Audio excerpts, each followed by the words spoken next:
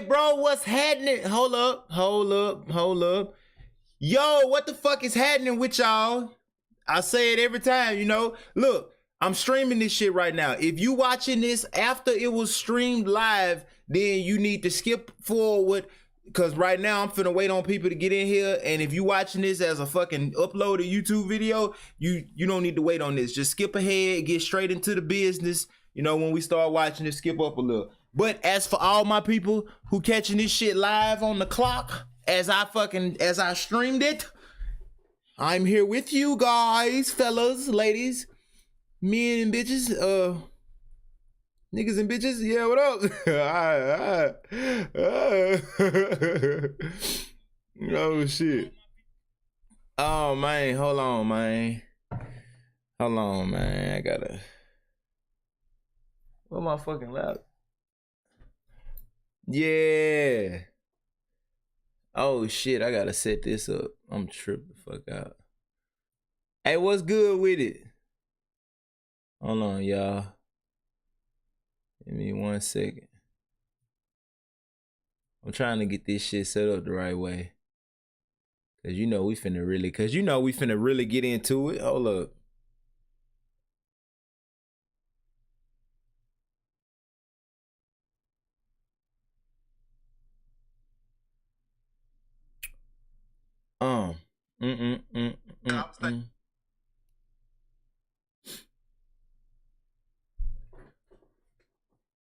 Let me go live on fucking.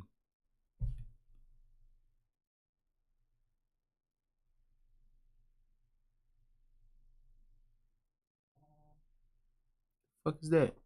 Oh. Hey y'all, hold up. Okay, I see it over there. Hey man, hey, if you on my Instagram right now, you in the fucking mood, I'm streaming a goddamn debate, a King Von debate right now. Hold on. Wait, let me switch my camera around.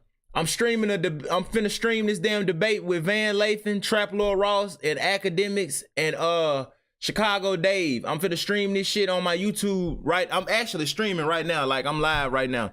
Look, go to the link in my bio and click my YouTube channel. Go to my YouTube channel at Farad B and join this fucking stream, cause they finna debate the King Von documentary about how motherfuckers was calling Trap Lord Ross culture vulture and all that type of other shit. But between and I'm finna debunk this whole fucking thing, cause I'm finna eat all that bullshit up, both sides about it. You know what I'm saying? All that, like I'm finna chew up all that. And I ain't no street nigga, so it's really gonna happen that way. You know what I'm saying? So go join my stream. The link to my YouTube channel is in my bio. I just started this bitch.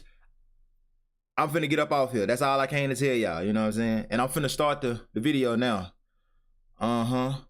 Hey, if you're on YouTube, I see y'all. Hold up. Y'all see me on Instagram Live. I see you.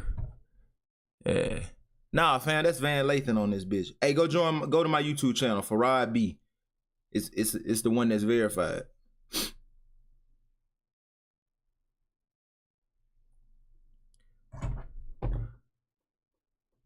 Alright, bet. Now I'm finna press play on this shit. You again. Oh shit, wrong one. Damn. Fuck. Oh, I can do it like this. Okay. Nah, we good. Hold on. Good to see you too, my brother. Good, man. I've been busy. It's been a lot. Man, you gotta be shitting me. Hold on, y'all. Let me get my headphone shit working. A lot going on the past few days, but I'm saying I'm here.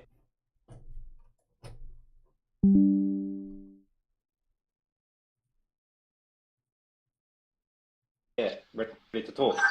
Man, that shit's so fucking crazy. What's up with you? Hold on, bro. This fucking, I know y'all can hear that shit. I just can't hear it. Hold on. Motherfucker. I forgot I was using my damn hard drive to fucking, god damn, to download a video. That is the craziest shit in the fucking world, man.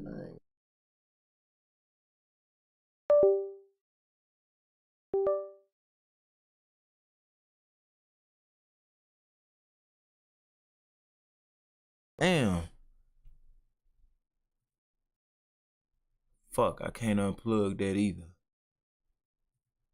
Damn, that's cold-blooded. Oh. Boom.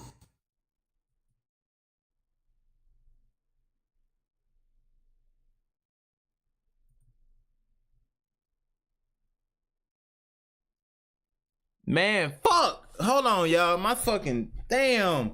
My dumb ass started this shit without even remembering that I unplugged my fucking headphone.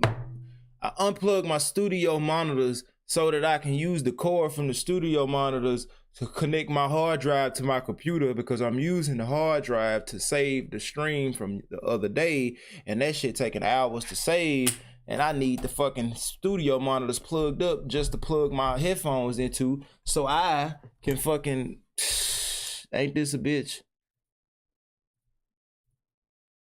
Dumbass shit. Hold on, bro. Give me 1 second.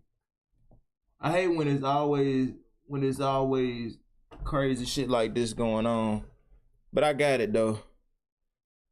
I got it.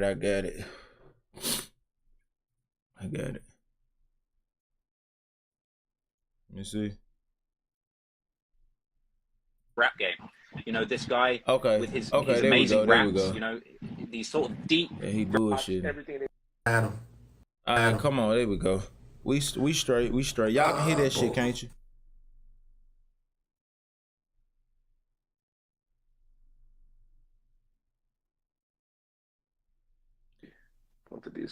Alright, there we go. Except Chicago King. Damn, I hope I didn't fuck up that whole. What's good, man? What up, Good to see you again. Fuck, I really hope I didn't fuck that Good shit to see up. you too, my brother. Good, man. I've been busy. It's been a lot going on the past few days, but I'm here, ready to talk. Hey, I'm doing great. What's up with you? How you been? What's going on, bro? How you doing, my man? Doing good. Okay, so we're gonna jump right into it.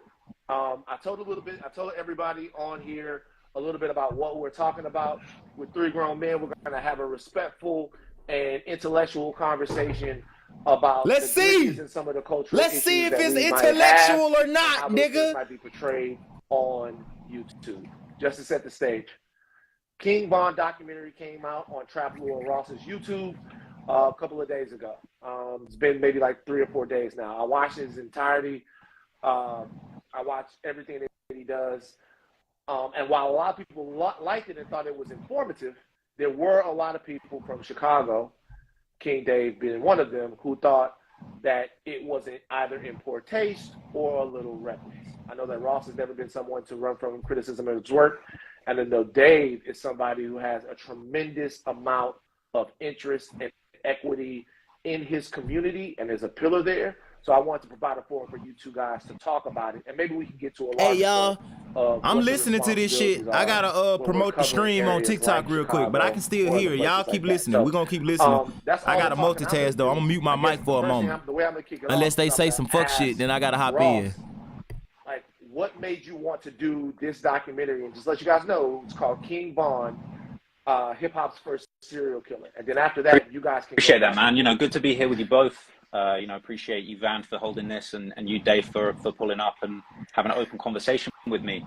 You know, the reason I made this video is I've always been a huge fan of Von's music. You know, I'm just a random dude in England, a million miles away from Chicago. But this guy's music impacted me. You know, his songs were pushed to me through YouTube, Spotify. You know, there was a time when I'd never heard of King Von, and then there suddenly I heard of the guy, and then suddenly he was all I was hearing about in the rap game. You know, this guy with his amazing raps, you know, these sort of deep, very layered songs all about murder and people he had supposedly killed. You know, I was listening to these songs and kind of just thinking, like, is this true? Is this cap? Is this real gangster rap? You know, you might remember, like, right at the start of my documentary, I kind of break down sort of like the history of gangster rap and how people are always looking for the new real artists. You know, they're looking for the realest rappers, people who are really about what they say. When I first heard of King Von, I started listening to his music. It was kind of hard to believe that some of what he was saying was true. I started looking into him, and I was already making YouTube videos about kind of rap history at this point. And I ended up making a couple of videos about Von. And it was interesting because we're talking about 3 years ago now. But, you know, I had Von and his team kind of reach out very aggressively kind of threatened me and pressed me to take specific references to the murder of KI out of the video. And it really shook me up, to be honest. It really made me feel like, damn, you know, I've stumbled into the path of, by his own words, a real killer. And, you know, he's making this music about these real crimes. So I'll be honest, I kind of stopped talking about Von after that. But as time went by, his star continued to rise. He became a bigger and bigger artist. You know, he's having songs on the Billboard charts, you know, gold and platinum certified songs and projects featuring with Lil Durk, one of the biggest artists in the hip hop game, in the whole, you know, in the whole hip hop sphere right now. So this guy was kind of really pushed to me. And then, you know, just over the years, I just slowly looked closer and closer into the stories behind his music. You know, a lot of people have made videos and documentaries about Von, you know, the murders he allegedly had something to do with. And, you know, nearly 3 years has passed since he passed away. And I just kept looking into the guy. And at a certain point, I began to feel like, you know what, this guy really is the real deal. It seemingly did all this stuff that he rapped about. You know, he seemingly was a killer. He said himself that he's got 7 bodies. And it just got me thinking. And, you know, I went away and I looked at the FBI definition of a serial killer. And I felt he fit that description. And, you know, I felt like I decided to make the video about Von.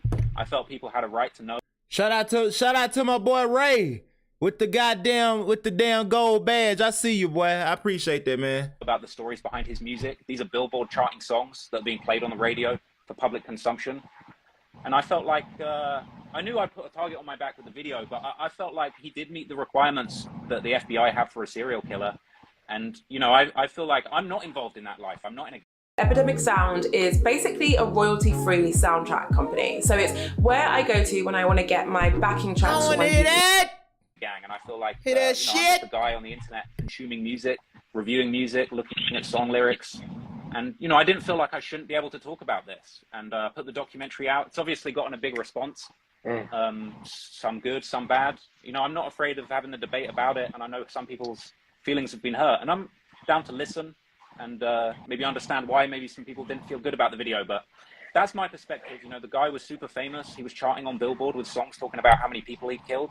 And I think I decided to look into it and make a video. I'll explain a serial killer to me. The definition that you received from the FBI. So the FBI this shit finna get good. Hey, y'all already know I'm hype as fuck. This shit finna get good. Somebody that's killed 3 or more people with space in between each of the killings. So not going on a killing spree and killing 7 people in the same day. It's killing people with time passing. You got time to think about what you're doing in between the killings. And killing 7 people, I don't think makes you a serial killer. The other element of what FBI defines as a serial killer is the element of psychological gratification. So people getting something out of the killings, people getting a sense of self-esteem or a sense of excitement out of the murders, a sense of excitement about not getting caught. And I feel that really the time when Von could really be classified as a serial killer isn't when he killed all those people allegedly in the gang war. It's when he started rapping about it. It's when he started trying to convince the whole world that he had done this. He wanted the whole world to know that he had 7 bodies, as he said, and he wanted to continue killing people. He had that famous lyric where he said, killed some N-words, I'll do it again. You know, he allegedly put up $100,000 and arranged for FBG Duck to be killed after becoming a millionaire. So I think it's really not the fact that he was in a situation, you know, where unfortunately he was pushed into violence by circumstances of where he grew up. That's not what I think makes him a serial killer. I think it's unfortunate a lot of people are born into difficult areas and are forced to do things to survive. But I think when it came to Von, when he became famous and he became a millionaire, he kept wanting to tell the world that he had killed people. He seemingly continued to play a role in having people killed. I think FBG Duck is the prime example. There's also the example of Man Can't Get Right, an individual who obviously was kind of gunned down, and King Von released a song within a week of that murder talking about my killers are catching bodies for me. So it's kind of like, you know, I think he meets the definition of a serial killer, not because of what he did in the streets, but actually because of what he did when he got out of the streets. He kept pushing this narrative that he was a killer. He kept trying to arrange for people he didn't like to be killed. You know, when he was a millionaire, he didn't need to put a bounty on FBG Duck's head. You know, he could have let that slide. And he did it and he tweeted about it and he wanted everyone to know what he had done. So to me, it's those two elements that make him a serial killer. It's not that he killed people. A lot of people are put in situations. I mean, DaBaby, Gucci Mane, there's a lot of rappers that have been unfortunately put in those situations where they've had to take a life. And, you know, it's not the same as rapping in a bunch of songs that you're proud of killing 7 people and that you'll do it again and that they can't play with you. You know, that's how I see it. But I'm open to hearing a broader kind of perspective. My whole thing about it wasn't even like so much about King Von. It was about all the other cans that are being opened when these type of documentaries drop. All the other people that's been killed and people that's probably just sitting around that day, and you drop this documentary, then they go slide on somebody because you put a picture of one of their people in this documentary, and now you mentioning Von again. So it's like you re-wakening up the dead in Chicago. You know what I'm saying? So I don't even think you know probably how many shootings that video probably in caused since the day it dropped.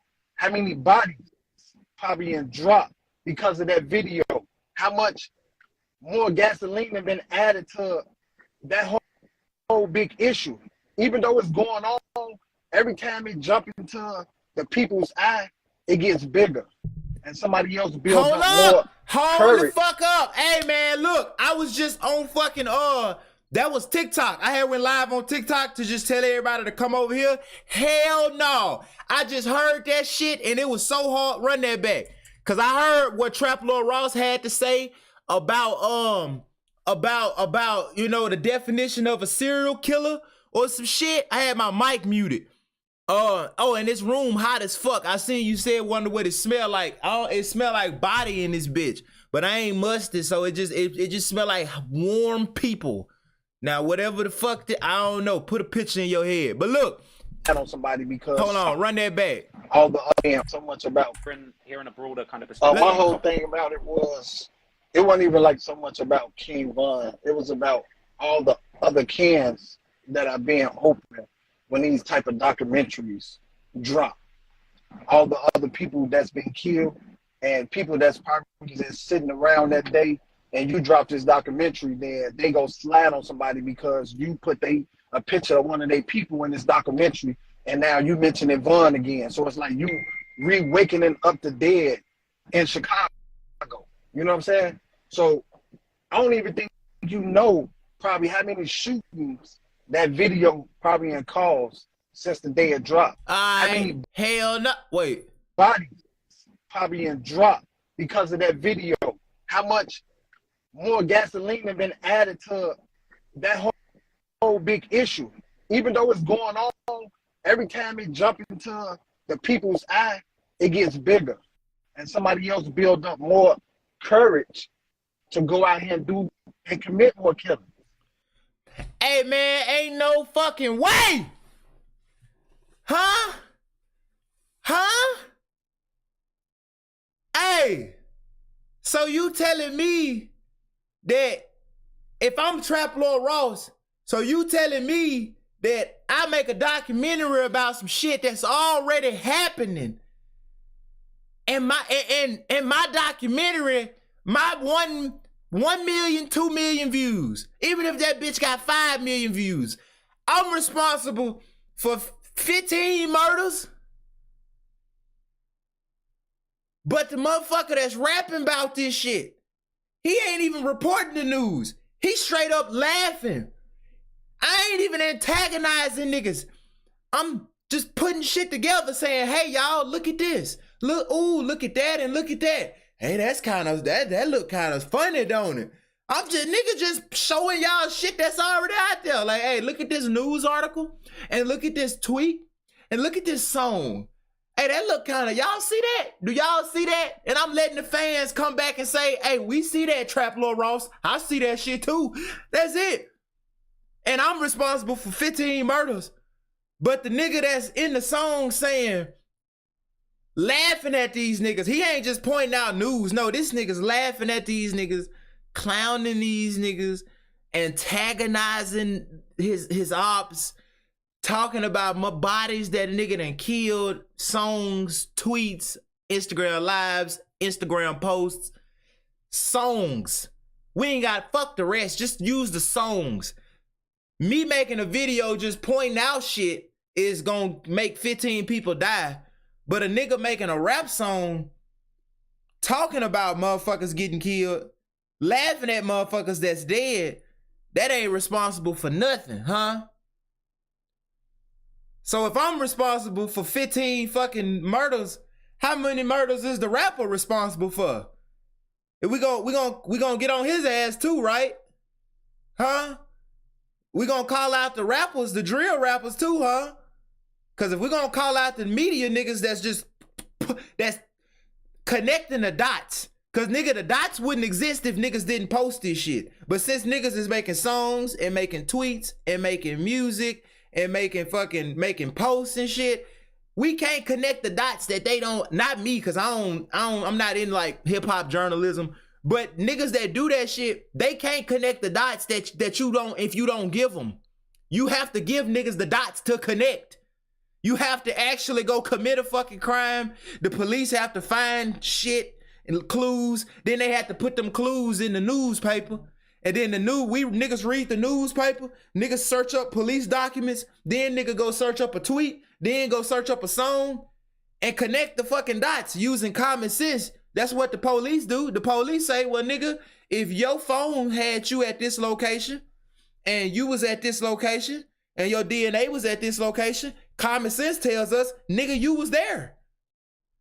That's all the fucking police do. It ain't fucking like, I don't get it.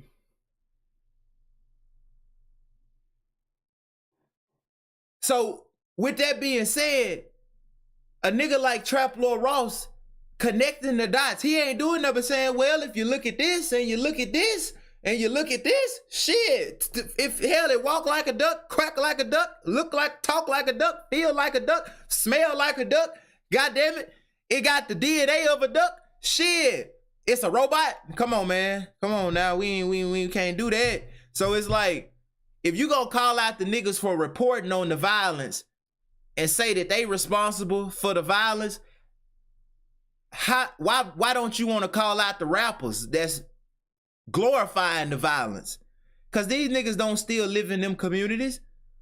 They millionaires, still rapping about this shit, still antagonizing people, still putting fuel on the fire. If Trap Lord Ross documentary sparked the fire that got niggas sliding, what the fuck does Dirk's song do?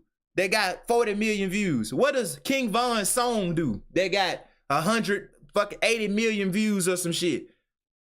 But my 2 million views just in the fucking world. That don't make sense, man. Like this shit ain't rocket science. So I don't know, man. I don't know what Chicago Dave talking about. That's crazy. He said your video got niggas sliding. And King Von music didn't have niggas sliding. Lil Durk, his music ain't got niggas sliding. Lil Boosie music didn't have niggas sliding. YNW Melly music didn't have. I mean, I ain't even hating on these guys. I'm just talking about from a logical perspective. If Academics and Trap Lord Ross, if them making videos is what got niggas sliding on niggas, what does the rappers do? So the rap music don't do shit. Niggas ain't sliding because of none of the rap music. They sliding because of fucking YouTubers. That don't even make sense. But come on. You know what I'm saying? So it's like, it's deeper than just Von. Like, you got to think about Von kids growing up watching a video about they father being a serial killer. It's okay he rapped about it.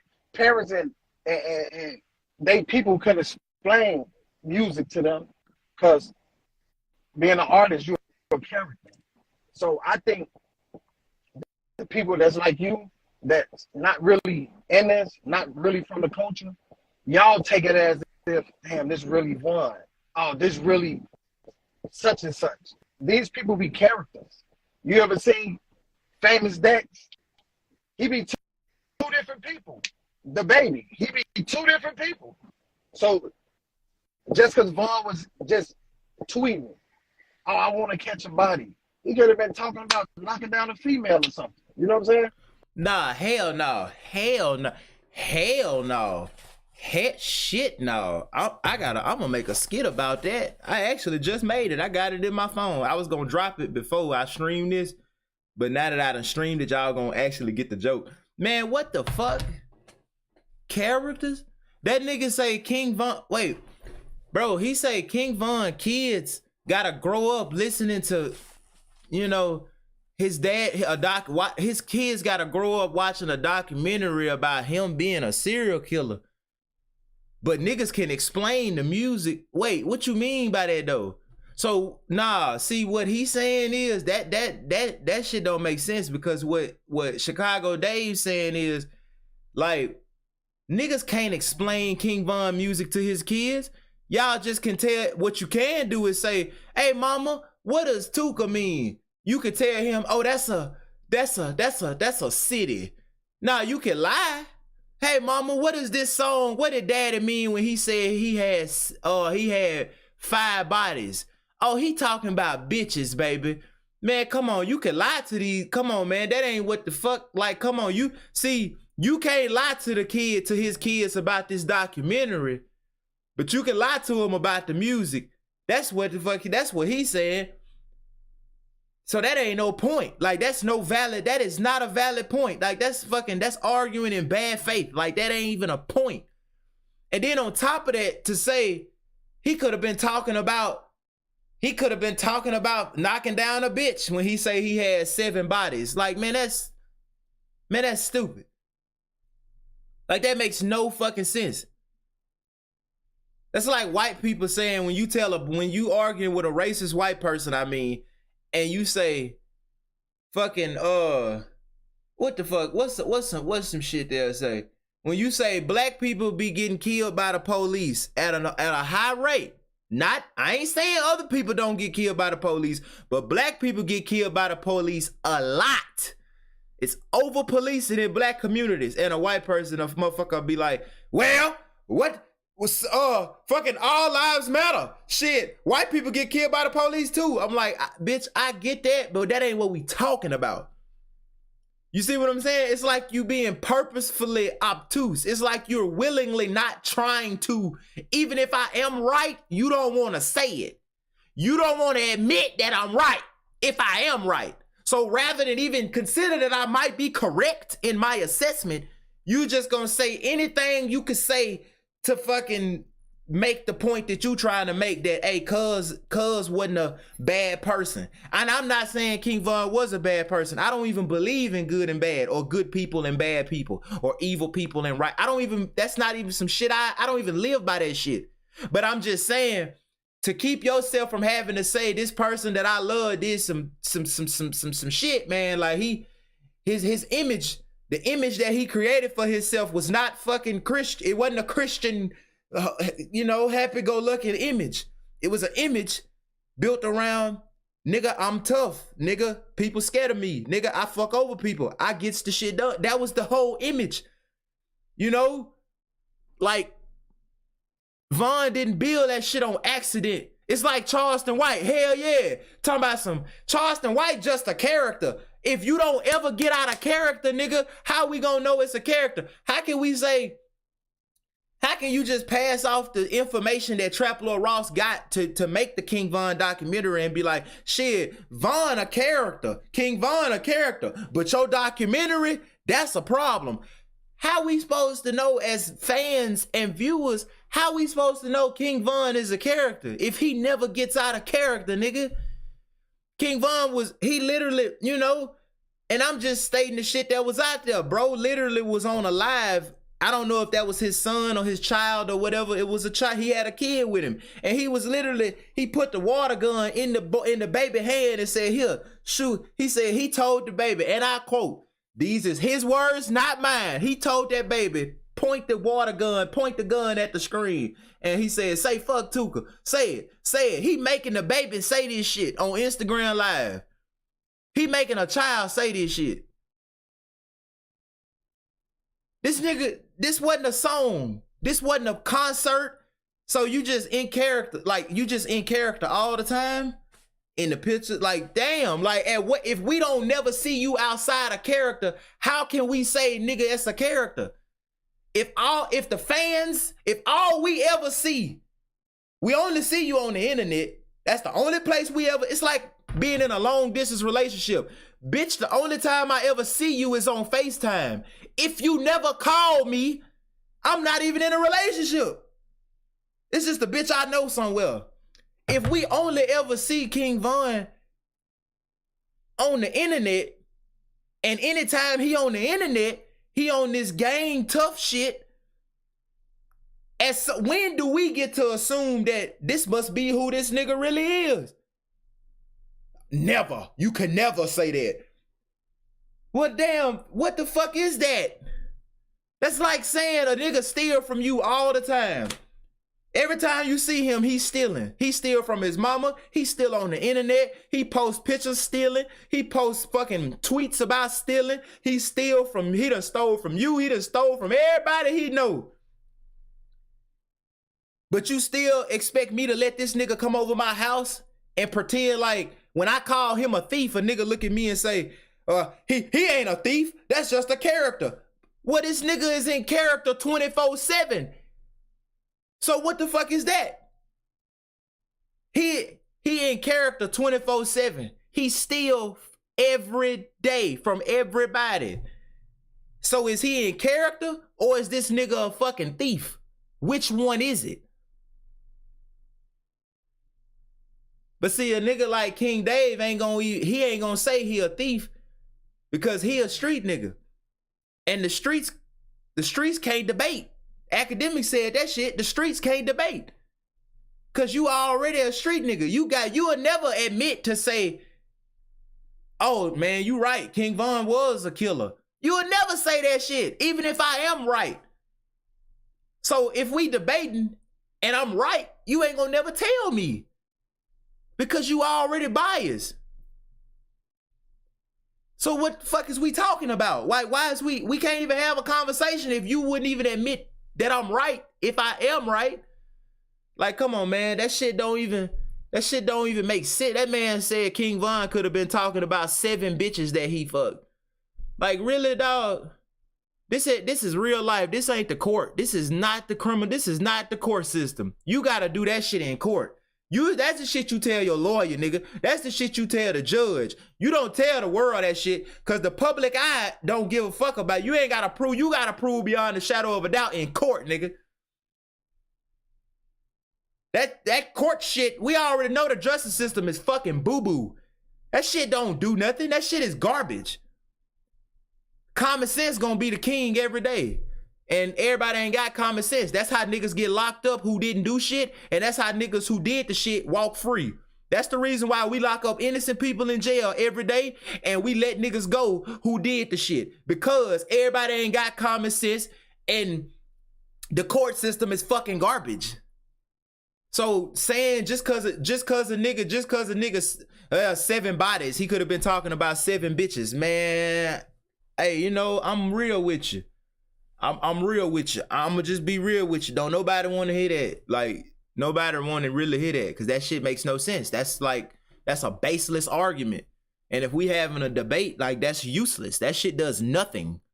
That doesn't prove no point. But let's keep listening to it. We only 10 minutes into this shit. Or he could have just been tweeting it. That don't mean that these things actually really be going on. You know what I'm saying? Because it's a lot of people. Like, I was on the phone with THF Zoo yesterday, right? Bezoo. Y'all don't even know these YouTube videos be having them people picking them up. Times when they spend time in the county. Niggas ain't getting picked up by the police because of a YouTube video. That is not happening. Niggas is getting picked up because the police done found real evidence, real fucking shit, real evidence in they city. Police done connected dots. And they said based off this and this and this and this must be the person. They didn't just say, the police didn't just watch the YouTube video and then say, hey, let's go get that nigga. No. The police looked at the evidence that they had, the information they got. And then they went and picked that nigga up. The YouTube video probably was just some shit. They probably was watching that shit at home and was like, ha, I thought the same thing. Ain't nobody going to jail because of a YouTube video. That's not even legal. if a police pick you up and say, why you arresting me? Because I saw a YouTube video that said you did some shit. That don't even make sense. Like, that makes no sense.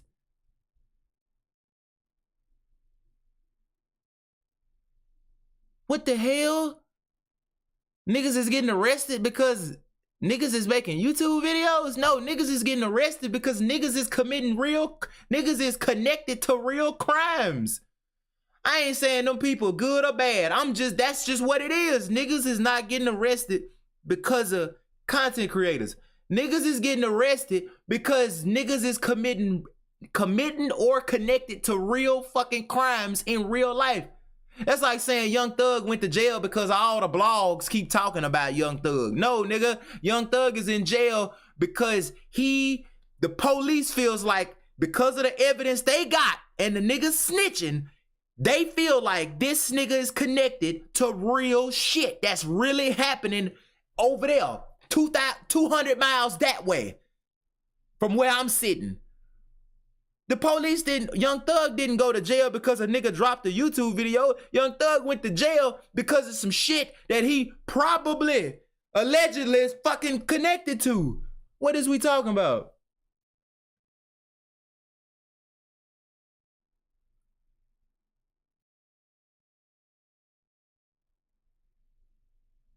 Come on, man. Like, that don't even make sense. And they fighting another case. Y'all drop a YouTube video about a body. Them people come pick them up.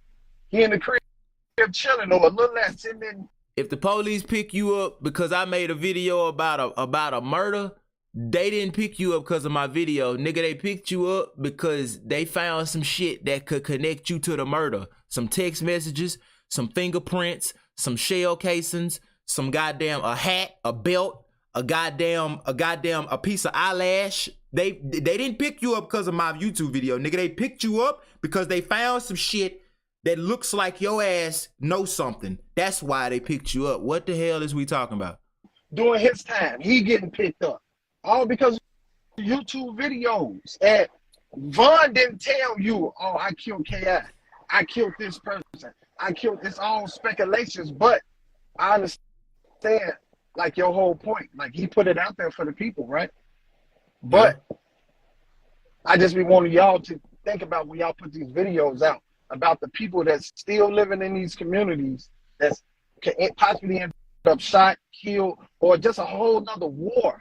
And it'd be like, y'all make y'all money off YouTube, y'all get. All right, that's fair. You right. The niggas making the videos should think about that. But nigga, if you gonna tell Trap Lord Ross, he need to, hey, before you make your video, think about all the people that might get killed because of that video. If you gonna tell him that shit, and this nigga is 2,000 miles away in another country, hey, I'm gonna need Chicago Dave to get on an Instagram live with Lil Durk, and I need you to tell Lil Durk that, hey, Durk, I need you to think about what you doing, man. These songs you dropping about dead people and shit. Hey, man, think about how many people is getting killed every time you drop a song, Durk. Hey, Lil Boosie. Hey, fucking, all the New York drill niggas, whoever. I need niggas to be, if you gonna be on Trap Lord Ross ass, I need you to be on all the drill niggas too. I hope you calling, I hope we gonna start a petition to call all these drill rappers and tell them, hey, y'all niggas need to think about how many people is getting killed when y'all drop these songs. Oh, but nigga ain't gonna do that though. You're not gonna call Lil Durk and tell him he need to stop rapping about violence and shit cause niggas is dying every time he drop a song. Nah. You gonna tell Trap Lord Ross that shit. But I get it though. I see. It just don't make sense. That's all. It just don't make sense. The shit makes no sense. That shit makes no sense. So famous. We need the niggas, man, we need to take individual accountability. Yeah, Trap Lord Ross need to take accountability and, you know, make sure when you addressing these sensitive topics, you be real, you know, you have some compassion, you know, don't be making light of it. Don't make fun. I feel like the nigga did good with the King Von documentary. He wasn't even on no funny shit. Like that shit felt like the fucking news. But damn, if we gonna keep critiquing Trap Lil Ross, shit, keep that same energy. You feel me? Man, we can't just get on his ass. It's personal accountability. He need to take accountability for him reporting on this shit whenever he do it. And niggas rapping about that shit need to take accountability. And niggas who getting up going to kill a nigga, not because a nigga got you at gunpoint, but because somebody you know died and your feelings is hurt about that. I get it. I can't tell you how to feel, but what I'm saying is if we want the fucking violence to stop, everybody got to take accountability. A nigga who want revenge gonna have to say, I'm good on that. I don't want that. I don't want to live like that no more.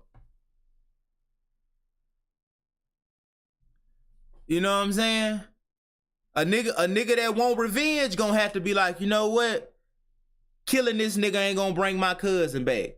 So I'm good. Street niggas gotta take accountability too. Rap niggas gotta take accountability too.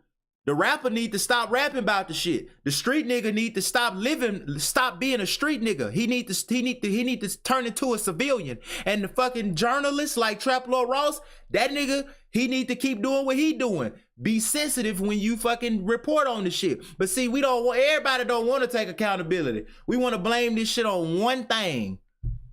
Let's blame it on the bloggers. Nah. Let's blame it on the street niggas. Nah. Let's blame it on the city of Chicago. Nah. Let's blame it on America. Nah. See, blaming some shit on somebody doesn't fix nothing, nigga. The real problem is individuals. Everybody as an individual. I don't give a fuck if that's the governor, the lawmaker. Everybody with society is a group of individuals. If all the individuals are fucked up, everything they create is gonna be fucked up. That's all I'm saying. If we really want the violence in Chicago to stop, then we need to spread a narrative of individual responsibility. Everybody in the city of Chicago, every motherfucker, I'm talking about everybody reporting on Chicago, everybody that live in Chicago, everybody needs to take their own set of responsibility. If you a nigga making YouTube videos in Chicago, you need to take responsibility for how you talk about this shit. And what words do you use? If you a street nigga in Chicago, you need to take responsibility for the part you play. It's probably time to stop being a street nigga. But see, that's hard. It's hard to take personal responsibility because that shit hurt. You know what I'm saying? So, hey, we can't, nah, man, what the hell? Come on, man. Only people we all can blame in our life is ourselves. I don't give a fuck who you is. I don't give a fuck, man. Look, dog. I don't give a fuck who you is. And nigga, I'm black. I ain't never fucked a white person, ever. I ain't never even been attracted to, like, that's just never been, you know, my thing. And nigga, I'm telling y'all this shit. We need to, if we want to fix America, everybody in America need to take personal responsibility for what you know and what you don't know. That's just how it go, but come on. Y'all don't even care. But at the end of the day, we got innocent women, grandmothers, grandfathers dying off of you because of YouTube videos. And nah, niggas, grandmothers and innocent grandmothers ain't dying because of Trap Lil Ross.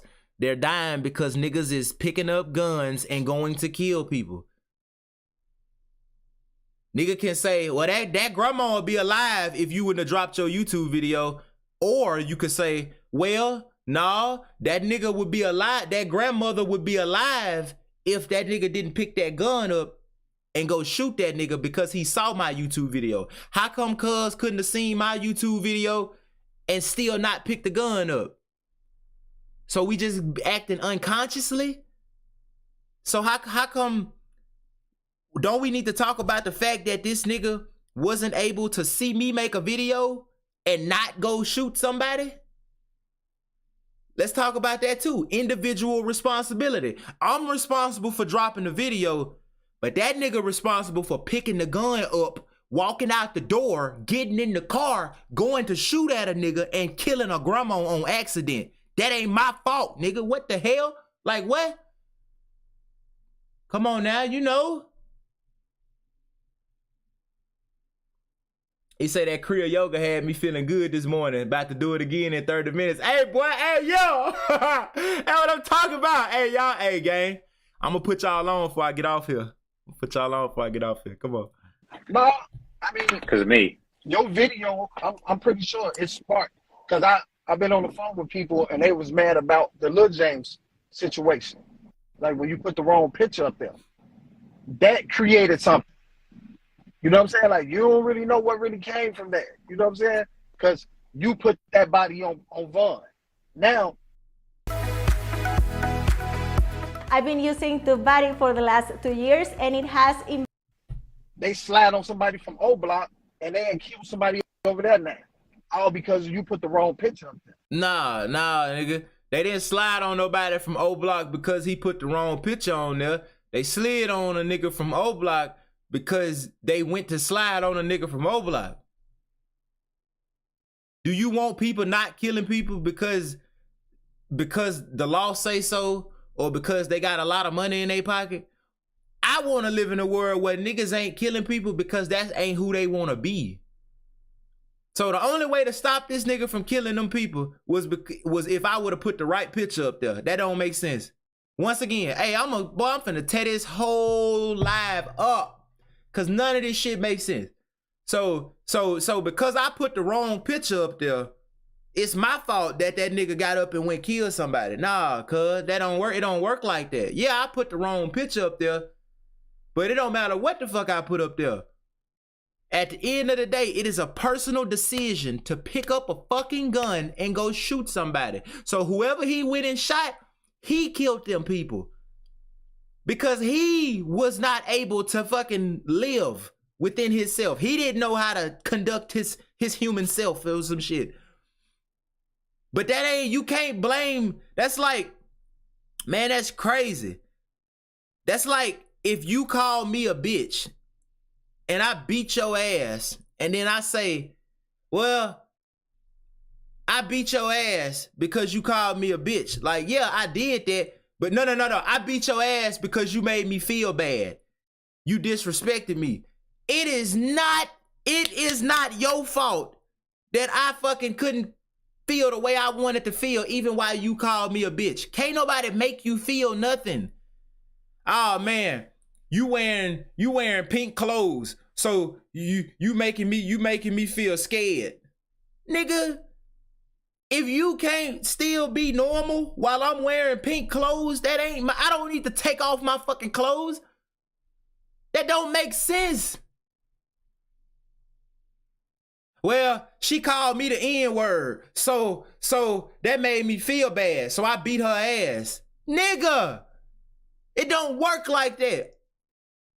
A person can't make you feel nothing. I can't go inside your body and make you feel shit, nigga. I don't give a fuck what I call you. If I call you some shit and you start feeling and you stop feeling how you was feeling before I said it, and you start feeling bad, that's because you are living unconsciously. How you feel is being determined by the world around you, and that's your fault. You need to learn how to not live like that. The world around you should not determine how you feel. Because if you call me a bitch and I shoot your ass, that ain't your fault. That's my fault. I didn't have to shoot you. I could have just got called a bitch and still been happy, still been smiling. Oh, but because I don't know how to live like that, the minute the way I feel can change at any moment depending on what happens around me. That is how the fuck we all living. That's how everybody on this live is living. That's why we trying to create peace. This nigga, Chicago Dave, he trying to create peace by still allowing people to live unconsciously and setting the world up in a way where niggas can stay unconscious and peace stays the way it is. It don't work like that. Cause if I gotta make the outside world be a certain way that everybody likes in order for everybody to be happy, it'll never be like that, nigga. You can't please everybody. The outside world is never gonna be in a way where everybody in the world is happy about it. Hey, so what you think about the world? I think everything's perfect. What you think about the world? I think everything's perfect. What you think about the world? I don't like them trees over there. Damn. Or what you think about the world? I like them trees over there. I want them to stay there. How the fuck I'ma leave them trees there and cut them down? He want the trees gone. He want the trees cut down. But we gotta fix the world so they both can be happy. It don't work like that. It's impossible. The only way everybody can be happy is if everybody learns how to not let their happiness be defined by the world around them. That's the only fucking way it's possible. God damn, like that man say because you put the wrong picture up, man, come on, let's play this shit. But you ain't gonna I'ma stop interrupting y'all. But that mother, that father, that daughter, that I'ma mute my mic. son, they gonna feel all of that. You feel what I'm saying? And I don't even want to say like no hater, like I'm knocking your video, because I'm really not knocking you. I understand what's going on, and I told you, if they get online and these rappers, they tell on themselves. But my whole point is be thinking about the bigger picture sometimes, and make sure you got real facts. Because if Bud didn't tell you this, you're right, it's all speculations. But just know you keeping the wars alive with everything that's going on. When you mention those 10 people, just know it's people on the other side sliding now. I'm sorry, y'all. This shit is blowing my mind. Hey, man, if Trap Lord Ross is keeping the war alive, that must mean you want to stop the war, huh? And if you want to stop the war, you doing good. Talk to Trap Lord Ross, but make sure you call Dirk. Make sure you call goddamn every goddamn rapper, drill rapper in Chicago. Make sure you ain't a street nigga either. Cause street niggas is keeping the war alive because they living by the street code. The street code is the fucking code that keeps these communities fucked up. So make sure you ain't a street nigga. Cause if you a street nigga, you keeping the war alive. You keeping that shit alive. So everybody need to play their part. Call Trap Lord Ross, call Dirk, and call all the street niggas. Street niggas need to stop being every street nigga need to go be a civilian. Every drill rapper need to stop that shit, and every goddamn Trap Lord Ross and academics need to make sure when they talk about these things, they do it in a very loving and compassionate way, right? Oh, but see, that's hard. That's too hard to do. It's okay to tell a nigga not to talk about it, but shit, I gotta stay a street nigga forever. See, that's the problem, nigga. That's how, man. Come on, man. That probably won't even think. I'm sorry for interrupting, but he fucking with me. He fucking with me. His points ain't making sense. They not good points. They terrible points. He's just I don't know Chicago Dave. I ain't got no hate against him or no shit like that. No bad blood. None of that. This just content. We just debating this shit. But his points is terrible. Like they terrible. Like that shit makes no sense. Sliding in O Block because what? They got other options. But now when you go mention Vaughn and they kill little such and such, guess what? Just know they was sliding. And people like you do be the cause for that, bro. Nah, that's a lie. That's a fucking lie. I gotta stop it again. Trap Lord Ross is not the cause of a nigga getting up and killing somebody. The cause of a nigga getting up and killing somebody is the way that nigga looks at the world. The way whoever did the killing, the way that individual person looks at the world. That's the reason, the way he see himself in life, that's the reason that he fucking got up and killed somebody. He didn't get up and kill nobody because of Trap Lord Ross. He got up and killed somebody because of how he has come to see his life. If you want to stop this individual person from killing people, you need to show him, you need to help him experience life and see life from a more intelligent and profound perspective. Because as long as he's still looking at the world the way he look at it now, he gonna keep killing people. I don't give a fuck what Trap Lord Ross. If Trap Lord Ross stop making videos, that nigga still gonna kill people. It don't matter. What about all the killing that happened before the video came out? Who responsible for that? Oh, everybody except the nigga who did it. This shit is individual. This shit ain't collective. This is all individual. Everything, this shit is all individually based. Individual people are being raised by people who individually don't know no better than them. So it's a cycle. It's a cycle of hatred. It's a cycle of the blind leading the blind. How do I expect you to know? How do I expect you to have a profound and intelligent perspective on life if your mama and daddy didn't have that shit? If your grandma and them didn't have that shit? I understand, yes, how you are right now is a byproduct of where you come from. But nigga, if I'm standing in your face and I'm telling you on this stream right now that this is the problem, it's your responsibility to hear it and then adapt and be like, oh, I've been tripping for the last 20 years. I gotta stop being a street nigga. But everybody don't change like that. How many 14-year-old kids listen to what their parents say? Okay then. What makes a 30-year-old nigga any different? What makes a 50-year-old any different? Ignorance has no age. So I could go to Chicago and talk this same shit. It ain't gonna get through to everybody though. But that don't mean I gotta judge them and be like, oh, you stupid motherfucker, you just don't wanna listen. Nah. I can still be there for them in their ignorance. I can still love them in their ignorance. I can still show compassion and have respect for them in their ignorance. See, but that ain't the topic. What we talking about is who is responsible for a motherfucker killing somebody. Because Chicago ain't a bunch of people killing a bunch of people. It's individual people killing individual people.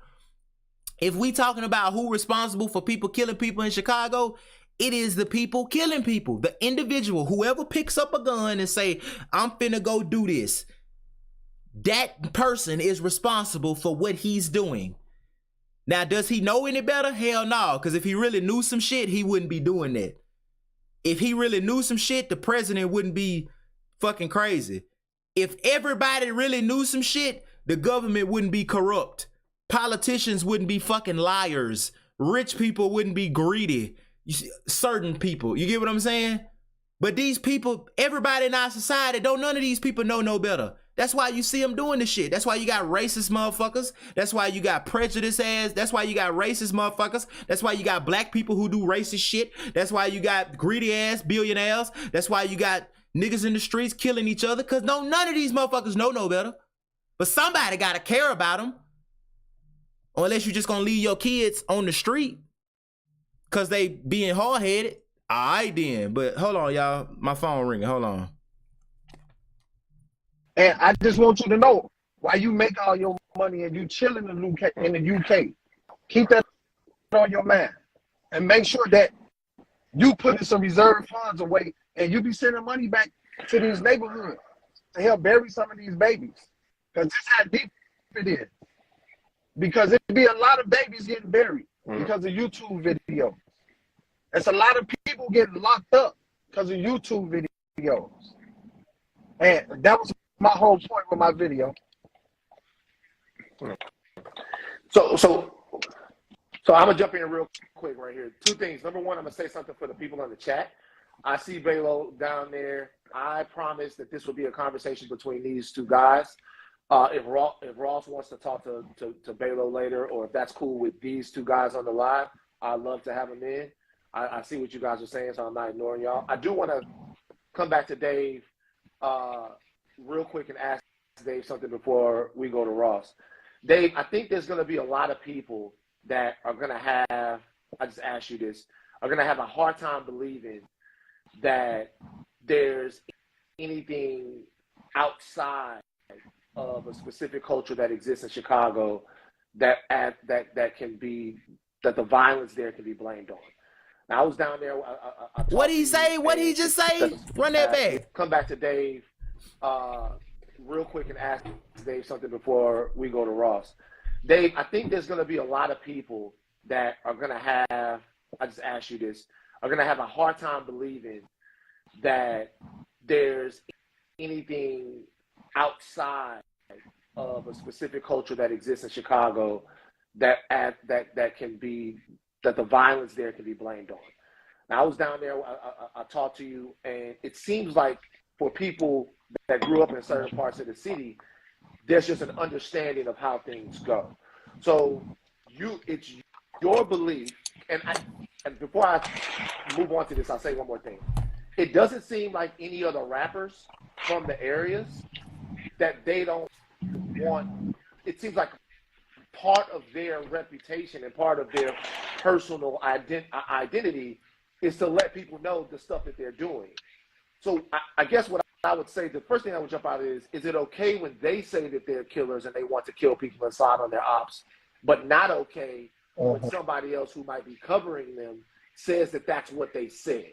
Like, what to you is the difference there? Is it the fact that they're in the lifestyle, or is it the fact that guys like Ross It's both. People don't have any connection to Chicago? It's the part with the rapper telling on himself, you know, as I spoke about. But it'd be more of the instigating to me. Like, you ever been in a situation that was kind of like, if somebody just shut up and it diffused the whole situation? But it'd be the whole thing of how they just start really glorifying. Of course. Like, I feel like even him, he infatuated with it. People are infatuated with all this killing until they're in the middle of it. Until you hearing them switches going off. Until you getting your brother picture on your t-shirt. Then you ain't infatuated with it no more. There's really a way of life for black people. And it's sad, you know?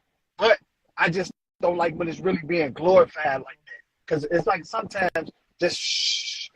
Oh, okay. So I get it. He don't like when it's being glorified. Oh, so you must gonna call Dirk and tell Dirk that, hey, Dirk, I need you to stop. I need you to stop making gangster ass music forever. Don't ever drop another gangster song, huh? He just said it. He said, I hate when people instigate it. Cause if we would just all be quiet, it'll go away. I got you. Right. You right. So that means Trap Lord Ross, shut the hell up. Dirk, shut the hell up. Goddamn, every street nigga that's calling himself a street nigga, don't ever call yourself a street nigga again. Shut the hell up. Shit. Niggas need to be shamed of this street shit, huh? Every nigga thriving off the streets, living in the streets, living by the street code, every nigga tied to that shit need to be ashamed of that shit, is what you saying, basically. If every nigga was ashamed of the streets, if the street code, if the street life was just looked down on, if saying you was a street nigga was like saying you was a fucking Nazi, everything would be fine. That's what you're saying, right? Nah, that ain't what you're saying. You would never tell Dirk to stop rapping about that shit. You would never tell a drill. You would never tell a nigga in Chicago that's rapping about gangster shit to stop it. You would never tell that shit to fucking none of these rappers. You would never do that. You would never ask them to have. You would never have a respectful conversation with them about, you know, changing their identity. Hey man, I think it's time you stop being a street nigga, man. I think it's time we leave the streets alone. We don't even live in the streets no more. We millionaires. Nah, cause he a street nigga. And that would require you to change. That would require you to stop being a street nigga and change your whole identity, life, everything. And that's too hard. That's some tough shit to do. Whatever, man. What the fuck ever. It's kind of like trying to let it die down some. And then they come with these big documentaries. Oh, this person the #1 killer. Oh, and they come with these multi-million-dollar records that go platinum, that millions of people dance to and ride to, and they play in the clubs about with the names of dead people inside the songs too. Yup, they come with that too. That shit, boy. I know what you're saying. I know what you mean, man. I get you. Ooh, fuck. Niggas like Trap Lord Ross making these videos, instigating shit. They keeping the beef alive. I tell you, boy, cause Lord knows a person hearing his dead cousin name in a song in the club, that ain't gonna do nothing to a nigga. But Lord, if he see that Trap Ross video, he gonna go kill a nigga. But hearing somebody rap and make fun of his cousin who got killed in a song in the club, that ain't gonna do nothing, huh? Oh, I know. I got you. I understand. Oh, the #1 sniper, and then it'd be like, come on, man, be quiet. Like, you know, we do be trying to bring some type of peace with it, even though we're a long, long way from it. But it's like the instigating, it just get on my nerves, and it get on a lot of people. I know, the instigating get on my nerves too. That shit crazy. It's crazy how niggas like Trap Lord Ross need to stop instigating this shit, man. Niggas like drill rappers need to really stop instigating. I know. I know what I agree. That instigating is nerve. And it's like, we not telling you don't put your work out. That what you saying? Put your work out. We understand that. But when you do put in your work out, be thinking about the other people. And that's like my whole point. I don't tell that shit to every drill rapper ever. I have no beef with them. I don't hate them. I don't feel like that. I just hate when I just be seeing these wars and all these bodies. And in Chicago right now, it's more females are dying like the guys now. Every time you look on Instagram or Facebook, I'm seeing women. And it's sad. You know what I'm saying? So it's like, I know all of that is fuel to the fire. So it's like, come on, man, we don't need all that right now. That shit crazy. Everything he said crazy. Like Ross, you got he didn't. Hey, I'm gonna keep it. I just listened to everything Chicago Dave just said. He didn't make not one valid point. And I'm not. This is we strictly talking about debate shit right now. Ain't nothing that I'm saying in this bitch personal. You know what I'm saying? I ain't never been to Chicago. I'm just saying that if we talking about a debate and having a debate, everything he just said, his whole fucking argument from the time Trapper Ross stopped talking to now, nothing he said makes sense. Not a single, not one fucking thing. But let's keep going. Want to respond, and I'm gonna come cool. back. So I mean, Dave, listen, I respect where you're coming from on several of your points, and I think that I understand. You probably know Vistaprint for business cards. Nah, hell nah. Get off this ad. We gotta get back to that. Get off this ad. And why you feel this way, but I think my perspective is just slightly different. I do disagree with a lot. I do understand why he feel that way, you know, because he a street nigga. He looking at it from a bias, like he not really trying to put logic in it. Because if he put logic in it, he'll have to admit that, nigga, I'm right. And if he admit that I'm right, then that's going to make him a snitch. But since he want to be like, he want to do good, but still live by the, like, you know, a certain type of code, nigga, the streets cannot debate. The streets cannot do, the streets can't be in politicians. The streets cannot be in politics. The streets cannot debate. The streets cannot make content. The streets can't do nothing but street shit. So if you in a debate about this shit and you representing the streets, you can't really make no sense, because the only way to make sense is damn near to go against the very shit that you live by. If he say Trapper Ross, you 100% right. King Von, I think he was a serial killer. If that nigga say that, that's gonna make him a snitch. So this conversation was pointless before it even started. But come on. A lot of what you just said. I think the first thing that I got to say I disagree on is, you know, the idea that people are sliding behind my video. I just disagree with that. And the reason I disagree with that is because, one, people don't slide about something they heard on the internet. Like, people don't slide about a YouTube documentary. They slide about one of their homies got killed, one of their friends got murdered in cold blood. You know, how do you explain all the sliding that went on last week before my video came out? You know, all the different things that have been going on in Chicago. Hey, hearing that nigga say slide is so funny. I don't think he know how to use it, but it's funny as fuck though. That nigga say they're sliding. So you can't. Hey, Drea, is that how you say your name, Drea? Dre, how you say it? Did I say it right the first time? But what's up, love? I see you. Really take that stretch and blame it on me and say I see you representing for the whole team. I'm not exposing information that's not already out there. Like, this is all stuff that was on King Von's Twitter, in King Von's songs. I think the idea that you're going to try and pin violence on me is a bit of a stretch. And I know this is what they do this is what a lot of people have done to DJ Academics, as far as, like, you know, the war in Chirac being responsible for the violence. But if you just look at the chain of events, like, the violence has already occurred before I turned up and started looking into it. Like, I wouldn't even bother Googling somebody's name if they weren't already implicated in these situations, right? So it's really a case of, like, the violence was already going on. I'm just here reporting on it. And I think any attempt to kind of blame me or even Academics, but let's stick with me, like, to say that people are sliding about my video, I think that's just, like, it's a really bad faith way of trying to, like, avoid responsibility, because the people that are really responsible for the sliding or the violence, You know, at the basic level, it's the individuals involved that are picking up a gun and choosing to cause violence. Facts. But then at another level, fine, if you want to make the next distinction, it's the city. Man, hell no. I ain't even gonna let I heard he said the city. I already know where he finna go with that shit. Hell no. See, at the basic level, that's where the fuck we start if we want to change anything in the world. If you want to change your relationship, your fucking country, your city, your neighborhood, everybody has to. You don't get a bunch of people together. That's the problem with cancel culture and accountability culture. That's some bullshit, because you niggas will get 100,000 people in one place and say, now, oh, look at that nigga over there. It's his fault. See, we ain't doing shit. See, I need a nigga to get 100,000 people in one place and say, okay, everybody, now I need all of y'all to take responsibility for everything that you did. I don't give a fuck what they did to you. What did you do? That's how you do it. You get the people that you working with to take personal responsibility. You do it, he do it, they do it, they do it. And when you do that, if everybody is doing their part, everything works. A football team only wins the Super Bowl when every nigga play his position. You can't be worried about what old boy doing, what the quarterback doing. You just better hope that that nigga doing right.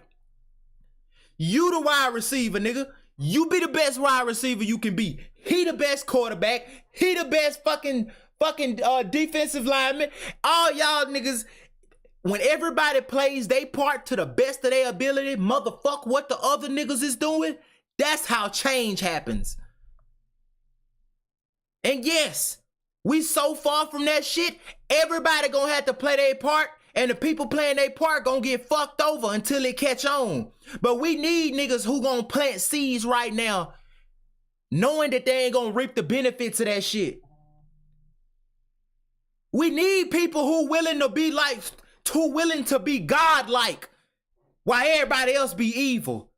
We need people who willing to be loving and compassionate, even though everybody is hateful to you. We need that. If you really want to make sure the future is better and brighter than what we got today, if you really care about the kids of the future, nigga, somebody gotta walk today so them people can run tomorrow. Somebody gotta be loving and compassionate while everybody else is evil and hateful. Somebody gotta fucking have love and compassion for the racist ass bitch. Everybody can't beat the bitch up, because that's not gonna fix nothing. Somebody gotta have love and compassion for the ones who don't know no better. And that's everybody. Niggas will talk that gangster shit and then tell a nigga, if you ain't living that shit, you can't talk that shit. Well, what about that peace and positivity shit? Niggas will talk that peace and positivity shit, but when it's time to love a evil motherfucker, don't nobody want to do it. When it's time to be nice and respectful and compassionate to a motherfucker who ain't nothing but hateful, greedy, and mean as hell, oh, it's too much now. Everybody gangster till they get in the courtroom.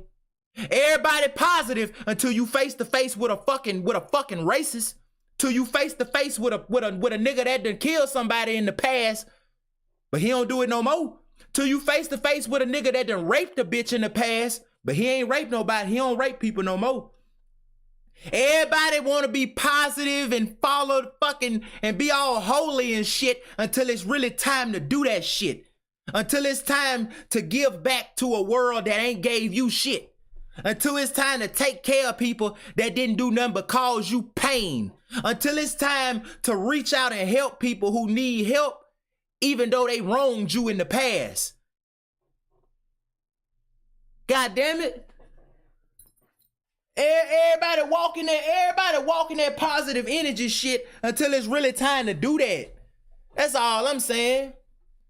You know, like, come on, man. What? Like, what we talking about? It's the mayors. So like he said, this shit don't go to the city. Don't blame this shit on the city. Don't blame the shit that's happening in America on fucking the government. Fuck that. This shit is all happening because all of us that live in this bitch we all doing fuck shit on a little level. So when you get 100 million people doing fuck shit together, now you got a group of people doing fuck shit at one time. The reason America is the way it is because all of us is fucked up and we don't want to take accountability for the shit we do, for the hate that we spread, for the violence that we commit, for the revenge that we want, for the evil that we put out there, for how mean we is to people. I don't give a fuck who did something to you. You responsible for the shit you do. A person can call you a bitch and spit on your mama grave. Nigga, if you kill that bitch, you part of the problem. You need to learn how to live better. And we all need to learn that. That's why you never hear me get on this bitch judging nobody. I ain't said shit disrespectful since I got on here.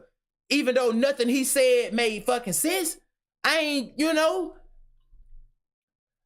I always talk about everybody. Every motherfucking person. I don't give a fuck. You ain't never heard me call a person a piece of shit or, oh, he just an asshole or he evil or and like really just rag a nigga. You ain't never heard that, nigga, because I really fucking live like this. And I want other people to stand on that fucking business. Stop standing on street business. That shit means nothing.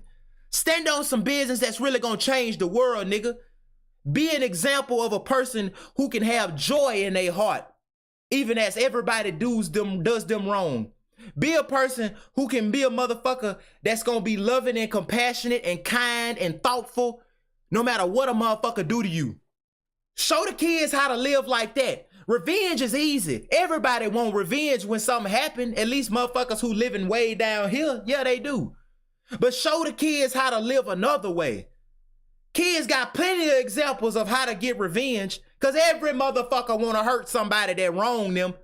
But let your child see you be even more loving to a person. Daddy, that person just called you a name. Why would you be even more nice to them? And explain to that nigga why.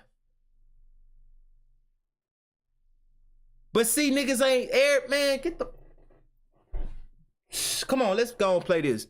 Because I ain't going to be able to watch this whole thing today. Because I've been streaming for an hour already.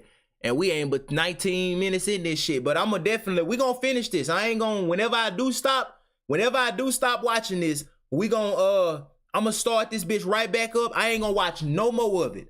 I ain't gonna watch no more of it till I get back on stream tomorrow. But we're gonna watch some more. We're gonna watch it because it's getting it's finna be 8 o'clock and shit. I gotta film one more video for YouTube for y'all. So I got other work to do, but we gonna watch it. We're gonna keep watching it. Politicians that have allowed these areas to get so bad, so dangerous, where there's no opportunities that people Professor Shiesty, nigga, I need to put my mask on. Gang situations where they need to use a gang for protection. I think those people, the politicians, I ain't got and that just fucking the lack of guidance hot in as these hell areas this is shit. much more responsible for the violence than like me reporting on it. Because I wouldn't have any, if it hadn't already happened, I wouldn't have anything to report on, right? So it's kind of like I just think it's a stretch to try and blame me, and I think that the people that need to.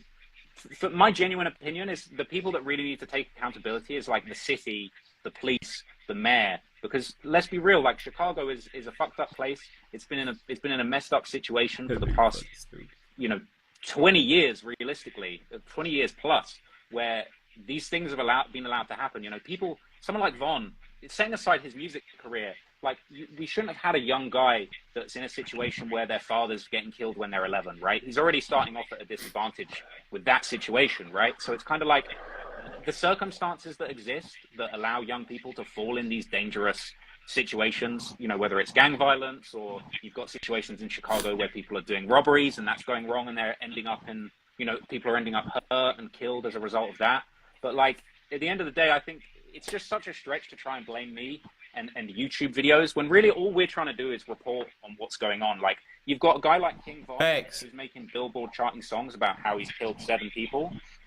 That's really glorifying the violence. You got the guy that's literally committing the murders, rapping about it, getting paid. He's a millionaire. Listen, bro, like I make a bit of money. I'm not a millionaire. I'm nowhere near a millionaire. Like King Von was a millionaire wearing APs and diamond chains off the back of allegedly killing people and rapping about it, right? So I don't think I glorify it. I think in my video, I'm actually very careful and very thoughtful when it comes to saying, you said you watched the whole video, so I'm sure you saw it, but there's a section in the video where I explain, look, let's take a step back before we get into this and look at why these circumstances were allowed to happen. I talk about King Von being born into a difficult situation, losing his father at a young age, losing a lot of his friends at a young age. You know, he himself says that seeing his friend White get killed in front of him turned him into a demon. And it's like, these are the situations, like this messed up environment in Chicago that's been allowed to happen by the city and the state and whoever else is responsible for things getting so bad. You know, those are the things that turned people into demons or fucked people up. I think to say that people like me that are reporting on it and just trying to give perspective about what's going on in these Billboard charting songs, you know, a guy's going to turn on the radio and hear a guy talking about he's got 7 bodies. I think we all have a right to know whether or not that's true, what the stories are behind that. But I really struggle to agree when it comes to suggesting that like I'm responsible for the violence. And I think if you people that watch my video all the way through, I think you can see I try and approach this topic with a responsible tone. I try and say, look, there are reasons why things are so fucked up in Chicago, especially if you watch my video on the murder of FBG Duck, where, you know, set aside the whole serial killer for a minute. My video on the murder of FBG Duck, I say in that video numerous times, look, you got 5 people here that committed a heinous murder, but these are 5 people who grew up losing all of their best friends, and they were pushed into this situation where it was kill or be killed. So it's kind of like, I think there are people that glorify this kind of stuff. I think you've got channels like Hip Hop Daily, where you've got dudes that are basically just using a robot voice. No, we got to get back to that.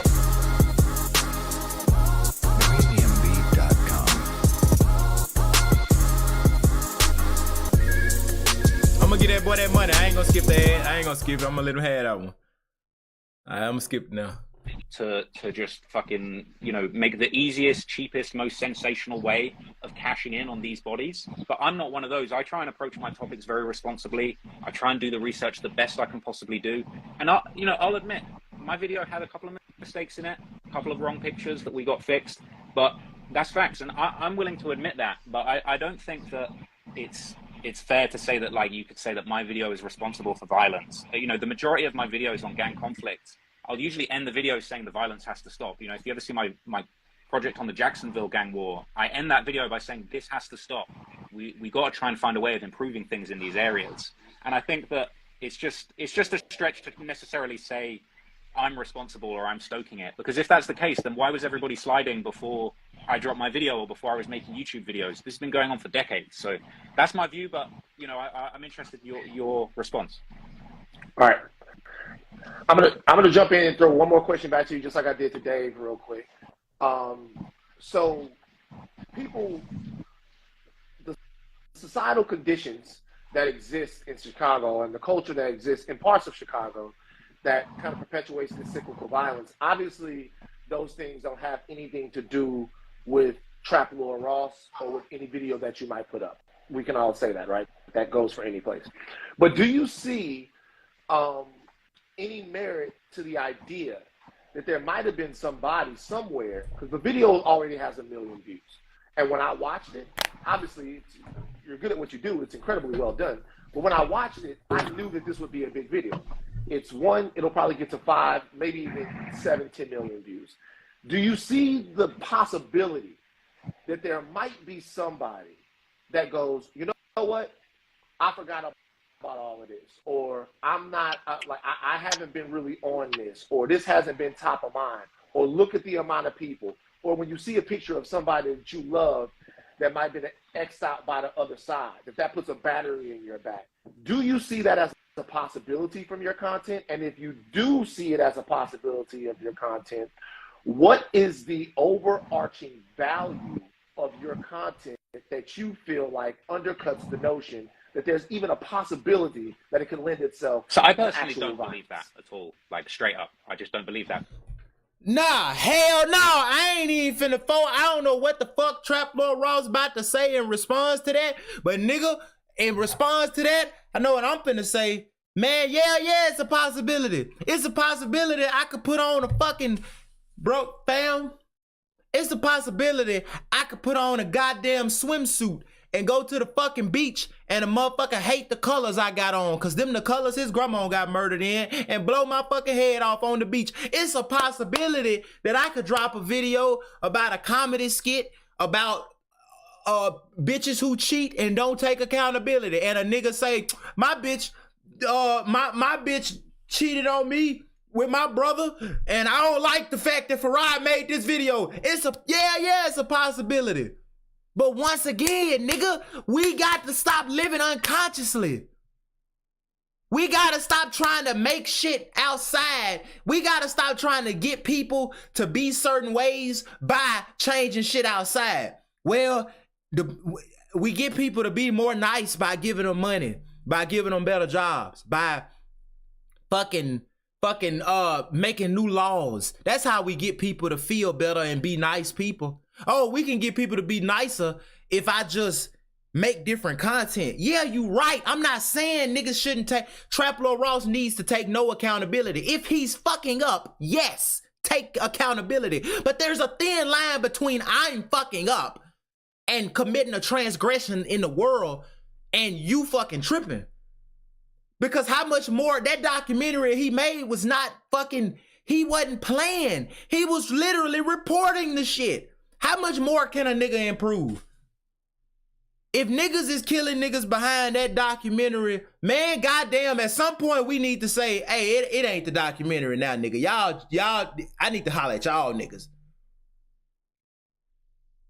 If I'm walking around, I'm giving my all, nigga. I ain't got nowhere to sleep or stay. I done gave niggas everything I got. I done gave away all my money. I work for free. I'm giving my all to the world. And a nigga still walk up to me and he got a problem with the way I'm putting my feet in front of the other. And this nigga go kill a nigga because he don't like the way I'm walking. At some point, we gotta realize that the problem is not nothing out in here in the world. The problem ain't the nigga video. The problem ain't the fucking laws. The problem is that we have not cultivated a conscious society. We don't have a world full of people that know how to be how they want to be, independent of what's happening around them. Everybody like to come up and say, I came from nothing. Nigga, did we really come from nothing? I used to say that stupid ass shit. I ain't got nothing but a 2-bedroom fucking apartment. My goddamn lights was just about to get cut off fucking 2 days ago. Cause of some other stupid shit. I had to scrounge up the money to pay the fucking bills before my check, cause nigga, I live check to check. Shit, let me not get one of my fucking checks at during the month or some shit. It'll be bad around this bitch. For me, I had to make up a miracle. But the point is, everybody, I'm not a fucking millionaire right now. And I don't even say I came from nothing. I just came from a house in the woods, eating noodles with holes in the ceiling and a bed. Nigga, that don't mean I came from nothing. It's only nothing if I compare my shit to somebody else's. I think I'm supposed to come from fucking steaks, filet mignons, fucking private jets and shit. When you think that's what you supposed to have now, you look at what you got now and call it bullshit. I could have got exactly where I am right now in my life without ever having to critique where I came from. I didn't come from nothing. I just came from a different set of circumstances. Yeah, I didn't have fucking food to eat every day. Yeah, we didn't have money every day when I was growing up. Yeah, okay. Yeah, I didn't have much shoes and clothes. But do that mean I didn't have nothing? Nigga, nothing mean nothing. When you came into the world, nigga, you came from nothing because you didn't have shit. You got more shit now than when you was born and you still hate it. I didn't say stop and just stay here. But to change your life and get more than what you got now, it is not a requirement that you hate what you got. You don't have to feel like a piece of shit to get more. You don't have to hate nobody to go further. You don't have to be evil and hateful and vengeful to show that you care about something. I don't have to see a racist person mistreat a black person and hate that racist person just to show you that I care about the black person. I don't have to be violent to stand against racism or be hateful. I don't have to say I came from nothing. I never had shit just to change my life or show you that I have more now than what I had back then. I can just say I have more now than what I had back then. I have more stuff. I don't got a shit on my old life. But see, because this is how people see their life, people don't actually know how to, people don't actually have a more profound experience of life. This type of shit happens. You got niggas like Van Lathan saying, shit, well, what if niggas did see your video and go kill somebody? Even if they did that, nigga, you can't, even if, listen, even if that nigga Trap Lord Ross got on a video and was just tripping, I'm talking about he got on that bitch and was just putting bodies on everybody. Like, let's say he got on his video, his King Von video, and he just, fuck being professional, that nigga just got the tripping. Even if he got on that bitch and started cutting up, he still ain't responsible for what a motherfucker did. Nobody can make nobody do any fucking thing. Now does that mean Trap Lord Ross should go do that? No. Because you still need to be, once again, he is responsible. If you make a video antagonizing, it's like, okay, I give you a good example. I give y'all a good example. Watch this. And then I'm gonna press play.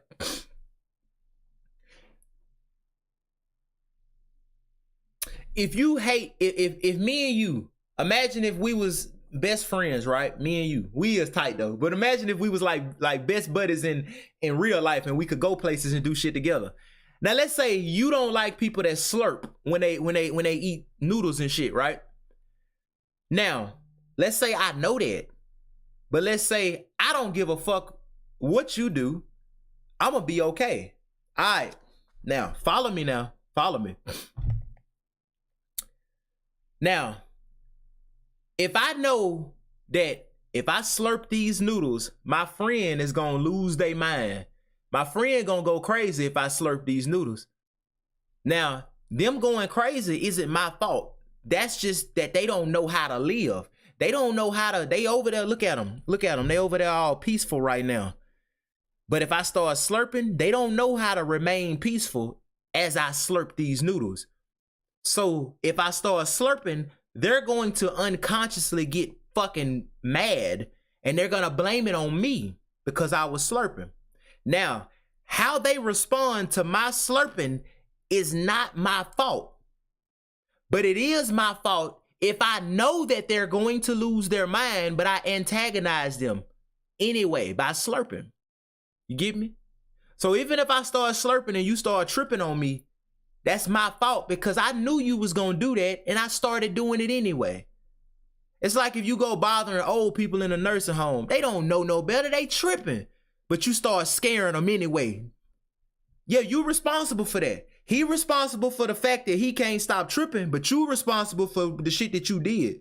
Now, if I got a nigga like Trap Lord Ross, he taking accountability. He ain't joking around. He ain't making fun of the shit that's happening in Chicago. He is doing this shit to the best of his ability without not doing it.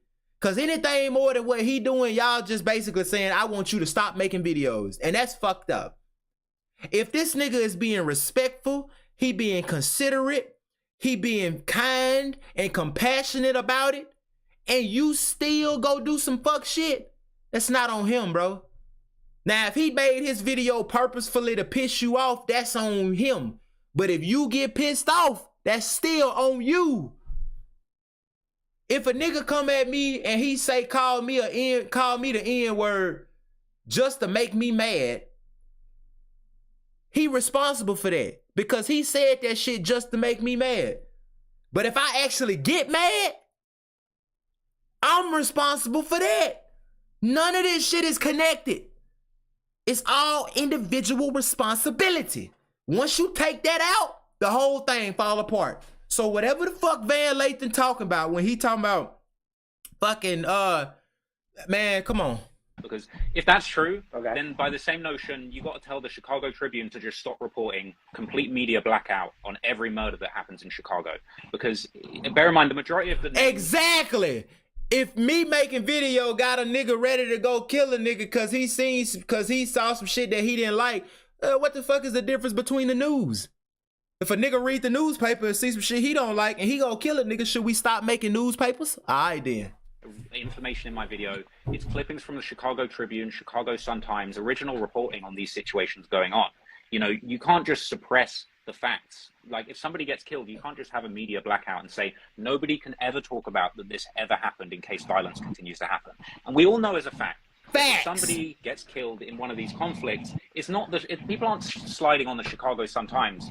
They're trying to kill the person that killed their loved one. Like, let's be real. Let's break this down. Like, people like it just is absurd to me that people are sliding about videos like, oh, they killed my cousin and I wasn't going to do shit. But then Traplaw Ross mentioned it in a video 12 years later, and now it's time to slide. Like, to me, that's just an absurd leap in logic, when in reality, you need people like me, Chicago Sun-Times, academics, talking about these things. Because if we don't talk about the murders that are happening in these places, it's just going to get swept under the rug and no one's ever going to do anything. I think the city needs to acknowledge what's going on and do more. You know, seeing the mayor with Lil Durk after everything that he has said in music and that he has, you know, associated himself with, I think that does far more damage for the next generation of Chicago and stopping gang violence than someone like me regurgitating information that's already been reported in the Chicago Sun-Times 10 years ago.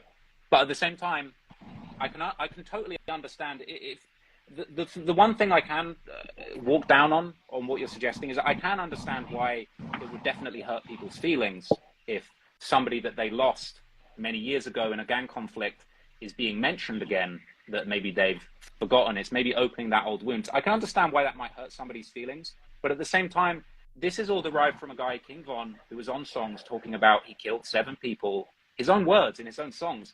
And I found it really, really surprising how many people have kind of like come out to try and defend this seemingly serial killer who killed at least 7 people by his own lyrics.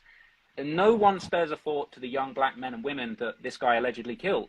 You know, nobody wants to spare a thought to the families of the people who Von allegedly took away. You know, I've got in my video, you've got once Von dies, you've got the relatives of the people that he killed celebrate. And it's kind of a case of like, yeah, that shit was crazy. It does kind of like, I seen that. That shit was crazy. People was really celebrating when bro died. Like, that was, damn, that was crazy. Like, I would never do that shit. I don't give a fuck. I can never celebrate somebody dying. I don't give a fuck what they did to me. But I understand why they did that. But damn, that just show you, like, it's really, the world we live in is really, the people we live in this society. I'm talking about rich people, poor people, motherfuckers in the suburbs, motherfuckers in the hood, everybody that we live with, every other human on this planet.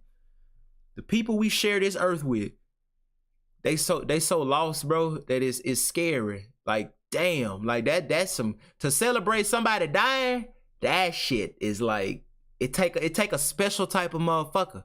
It take a motherfucker with a certain level of conscious development to do that. I don't give a fuck what your reason is. It take a special motherfucker.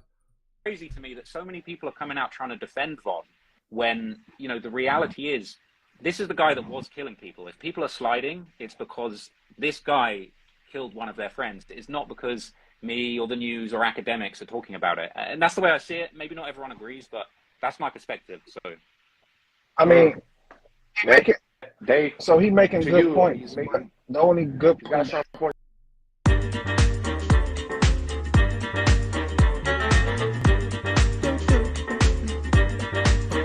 I feel like he don't know. He's just not aware of. Clout is the biggest drug in the world right now, besides fentanyl. These people are literally watching your videos like yours, or watching CNN News, or watching Fox 32 of murders, going home to watch the news to see their work being displayed. Just know there's somebody right now thinking, I want to be on that Trap Ross video. Let's go out, do these murders, talk about it in some songs, and hope that they can get your attention. They're craving this. And you can't tell me that you don't know people is craving this, man. As intelligent as you seem, and I know you are highly intelligent. I can tell. I definitely can tell by your work, that documentary. So I know you got to know that you're helping create other many means. We can't say Von was a serial killer. He was never convicted of not one murder. Not one murder. But what we can say is, if a nigga like, I'ma say it to this bitch go off. If a nigga like Traplaw Ross is helping, if Traplaw Ross is responsible for niggas killing other niggas and keeping this cycle going, I need you to email Lil Durk and tell him the same thing. I need you to fucking email goddamn whoever King Von people is and tell them the same thing about Von music. I need you to email every drill rapper in the fucking world and tell them the same, every drill rapper in America that you know personally, and tell them the same shit. Hey bro, your music is killing niggas. Don't just tell that shit to him. Tell that shit to everybody. But see, niggas don't keep the same energy because we don't really want this shit. We don't really want this shit to stop. Because if the streets become lame and nobody wants to be in the streets, and I'm a street nigga, that mean I gotta stop being a street nigga. And that's hard. It's hard to do that. It's hard to, yeah, I don't want to take that challenge. That's a hard challenge. Me against myself? No way, never. Even when they thought that they had him for a murder, what happened? Beat the cases, right? That means he didn't do it. And I'm not on here like just taking Von's side. No, I'm just speaking facts. He was never convicted of not one murder, even though he rapped about it. You got Future rap about drugs. And people that be around and say Future do not pop fucking pills. Oh, and Future and fucking Juice WRLD, who is from Chicago, also told Future that nigga, even though Future don't pop pills, because you made music about popping pills, Future Juice WRLD told that nigga, you the reason I started doing drugs. You ain't gotta be living that shit to influence the world. Future has said, it has been said that Future don't pop, Future don't do drugs.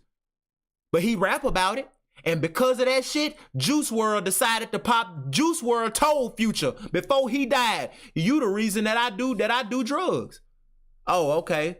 So what the fuck? So even if King Von wasn't, even if, let's say King Von is innocent of everything that let's say he ain't, King Von was not a street nigga. The fact that he still made music about it don't change shit. Future lying about popping pills, but kids still want to pop pills. Juice WRLD did it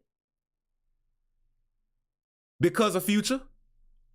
So if Juice WRLD started popping pills and shit because of Future, and Future don't even do drugs, how many niggas is killing niggas because of Trap Lord Ross and King Von? Even though King Von wasn't a street nigga. Oh, okay. So that logic that he once again, he still ain't making no points.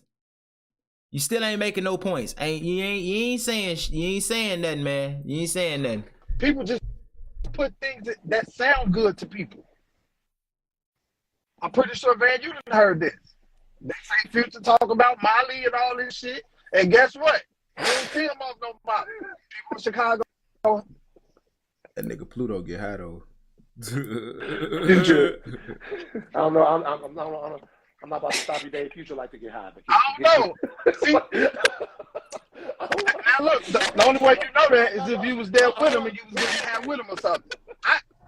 I wasn't with him, so I can't say that. But I just know that these stories, it be bigger. And I understand like the payola behind it. And I know that you don't want to have no ownership, knowing that you're linked to a possible murder. Because just know your story gonna be linked to it. And just know this is something that you just gotta deal with and live with. And it's okay to have ownership. You know what I'm saying? Don't try to put yourself to the side, because really it looked like a culture vulture. Like every time it's going on in Chicago, because I guess we like the biggest when it comes to this in America. So that's why everybody gravitates to Chicago, because it's a gangster city. You know what I'm saying? But it's always somebody just coming in, getting rich off of this, and all we doing is dying and going to funerals.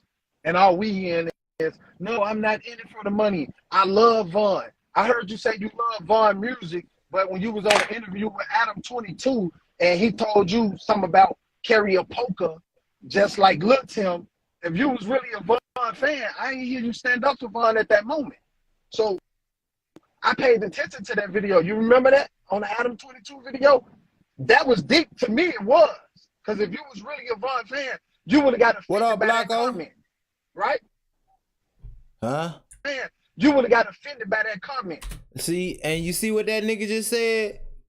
if you was a real Von fan and you heard, man, run that shit back. Nah, cause I'm finna kill this. I heard you say you love Von music, but when you was on an interview with Adam 22 and he told you something about carry a poker just like Lil Tim, if you was really a Von fan, I ain't hear you stand up to Von at that moment. So I paid attention to that video. You remember that on the Adam 22 video? That was deep to me. It was, because if you was really a Von fan, you would have got offended by that comment. What the fuck that mean? You get what I'm saying? Somebody say somebody, if I'm a fan of somebody, and I'm sitting with another nigga and he say some inaccurate or disrespectful shit about the nigga that I'm a fan of, the only way that I can prove to you that I'm a fan is if I get offended. Nigga, I don't get offended by nothing. So the only way I can show you that I like what this person do is if I fuck myself up on the inside by getting offended or getting angry. Nigga, I don't feel like being angry right now. I don't feel like being offended right now. I'm having a good time inside and I want to keep that shit. I don't want to get rid of that shit so I can create offended in myself and then project that shit to show anybody else that I'm standing up. What the fuck? So you telling me if I see a racist person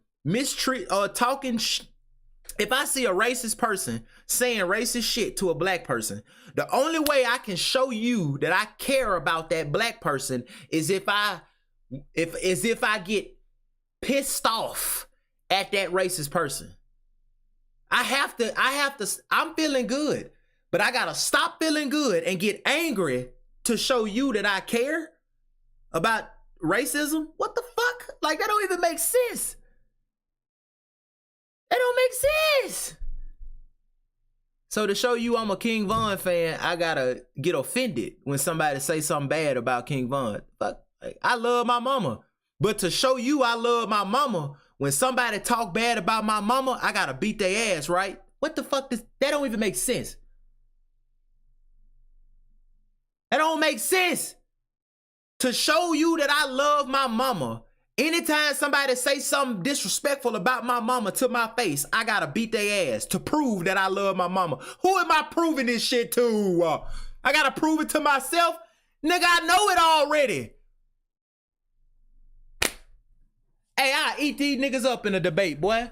I don't even do debating. I might need, y'all think I ought to start doing debates and shit? Like I ought to start debating people on shit? Cause niggas, man, walk that. Walk that. Like, what is nigga talking about? What? Come on. Right? Wrong. Yeah, in my defense on that comment, I didn't really catch that at the time. He kind of said it. But at the same time, I'll be honest, like, I don't disagree with a lot of what you've just said, actually. I actually agree with a lot of what you just said. I think we are actually right now, we're in an era of crazy internet clout where you are right. I think people are killing and crashing out and committing murders for clout on the internet. I'm not disagreeing with you. There may be someone out there who does feel like I'm going to catch a body and it's going to be in a Trap Lord Ross video and that's going to put me on. But what I would say is that I think that to blame me for that is unfair, because I think that's part of a much wider conversation. Whereas I think clout, mainly due to social media. I see you, Blanco. I got you. For instance, this BTB Savage situation, you, my boy. I didn't cover. I don't know that much about. But you got a situation where a guy, you always need somebody like that, though. Putting it on social conversation. Whereas I think clout, mainly due to social media, I think you've got guys like, for instance, this BTB Savage situation, which I didn't cover. I don't know that much about. But you got a situation where a guy, a self-defense killing, he's putting it on social media. He's getting all of this attention, capitalizing off of it to get attention on social media. And then he ends up, unfortunately, losing his life as a direct result of this. I don't think many people are blaming the social media platforms. No one's saying, you're kind of saying like Trap Lord Ross is in the wrong because he's creating this atmosphere of people doing crimes to get clout. But nobody says, hey, we need to ban Instagram from allowing these gang members to have a platform. And these social media accounts, these social media platforms, they are a big part of this situation. They're stoking all of this, all of this stuff that's going on. They're giving a voice to it. But ultimately, at the end of the day, I think Instagram, whether it's Chicago Sun-Times, my channel, they're all part of a much bigger problem, which I think is just the fact that we've got a society where people are being allowed to fall through the cracks. And, you know, you've got situations where people are having these gang conflicts and they're just putting it out there for the whole world to see and nobody's stopping it. I mean, like these guys killing each other, it shouldn't even get to Instagram, whether it's the cops shutting it down and having some sort of intervention to stop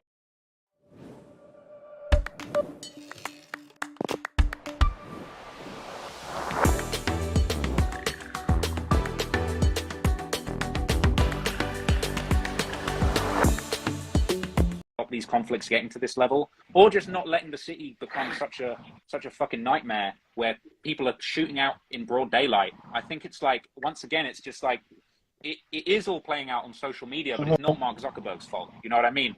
I'm reporting on this stuff because, let's be real, you said it yourself, Chicago drill is number one when it comes to hip hop music. Like Chicago, the drill wave, your city is the hottest topic when it comes to music.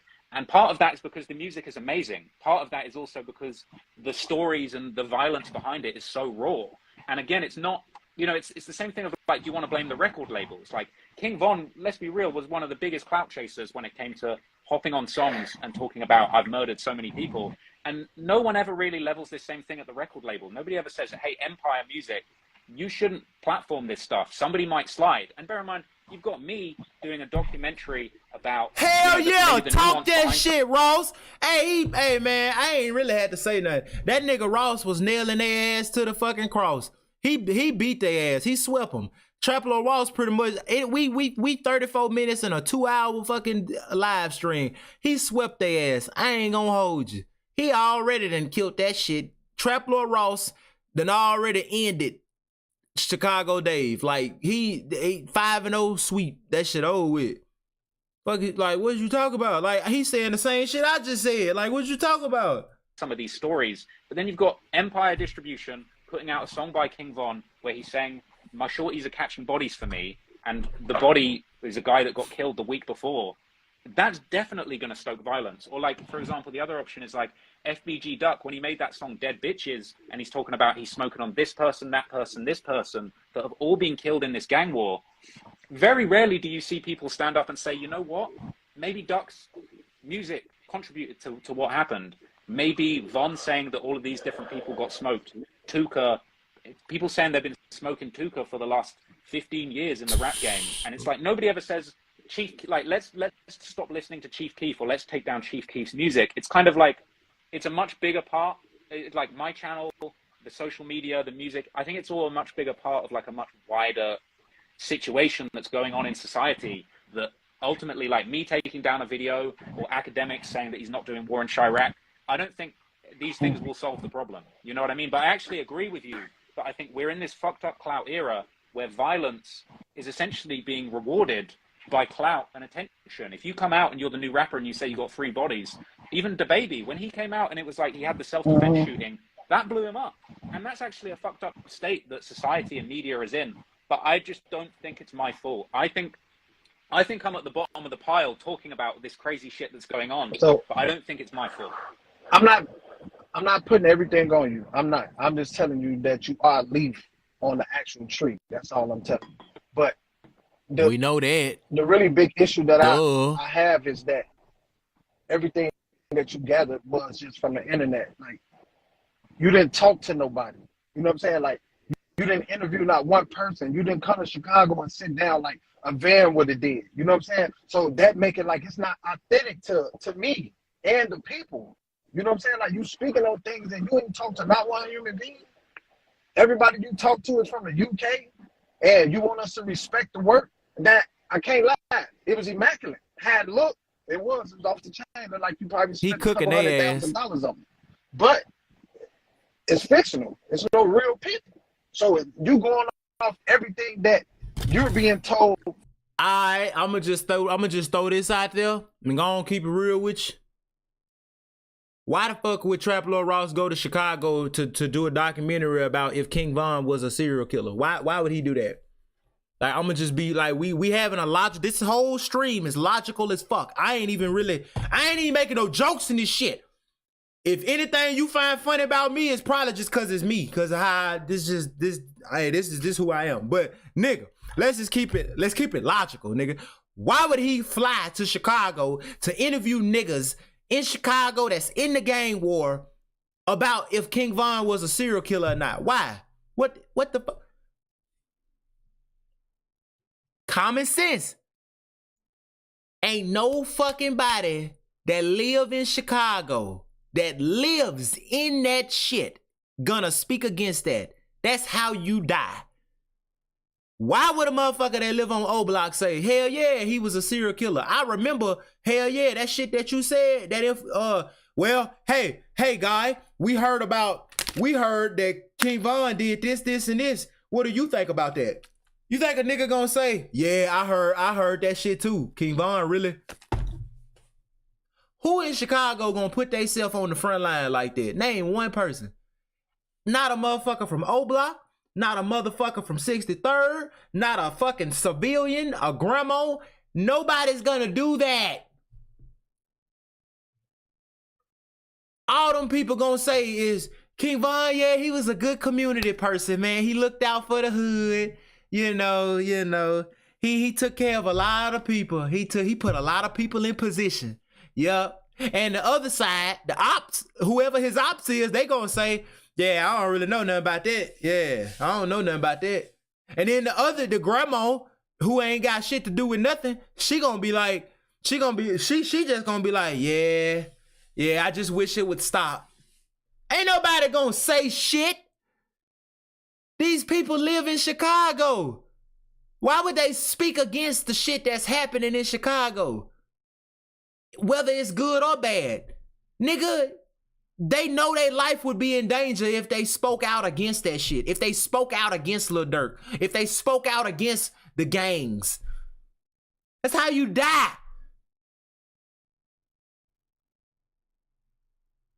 Why the fuck would he fly to Chicago just to get a one-sided ass conversation? You think somebody from Chicago really gonna be like, yeah, man? You think a nigga from O Block really gonna be like, yeah, man, all that information you just told me right then, right here, right now, it's actually, yeah.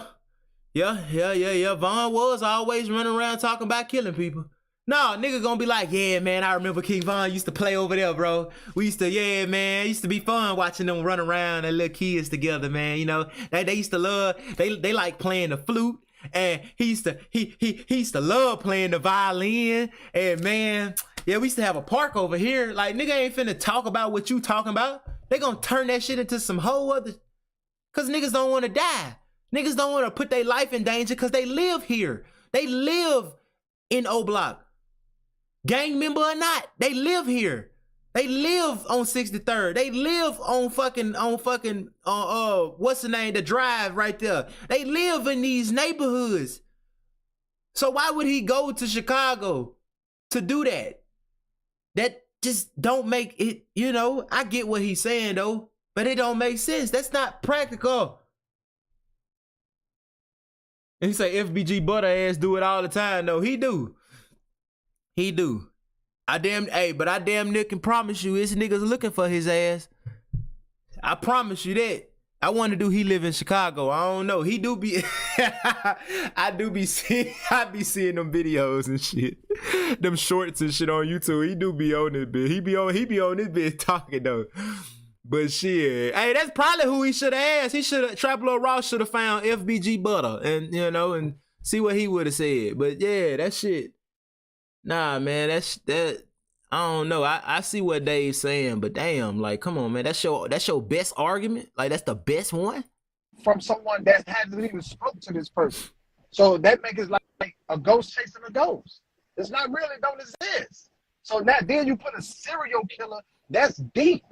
That's like a dude raped one person, but you call him a serial rapist.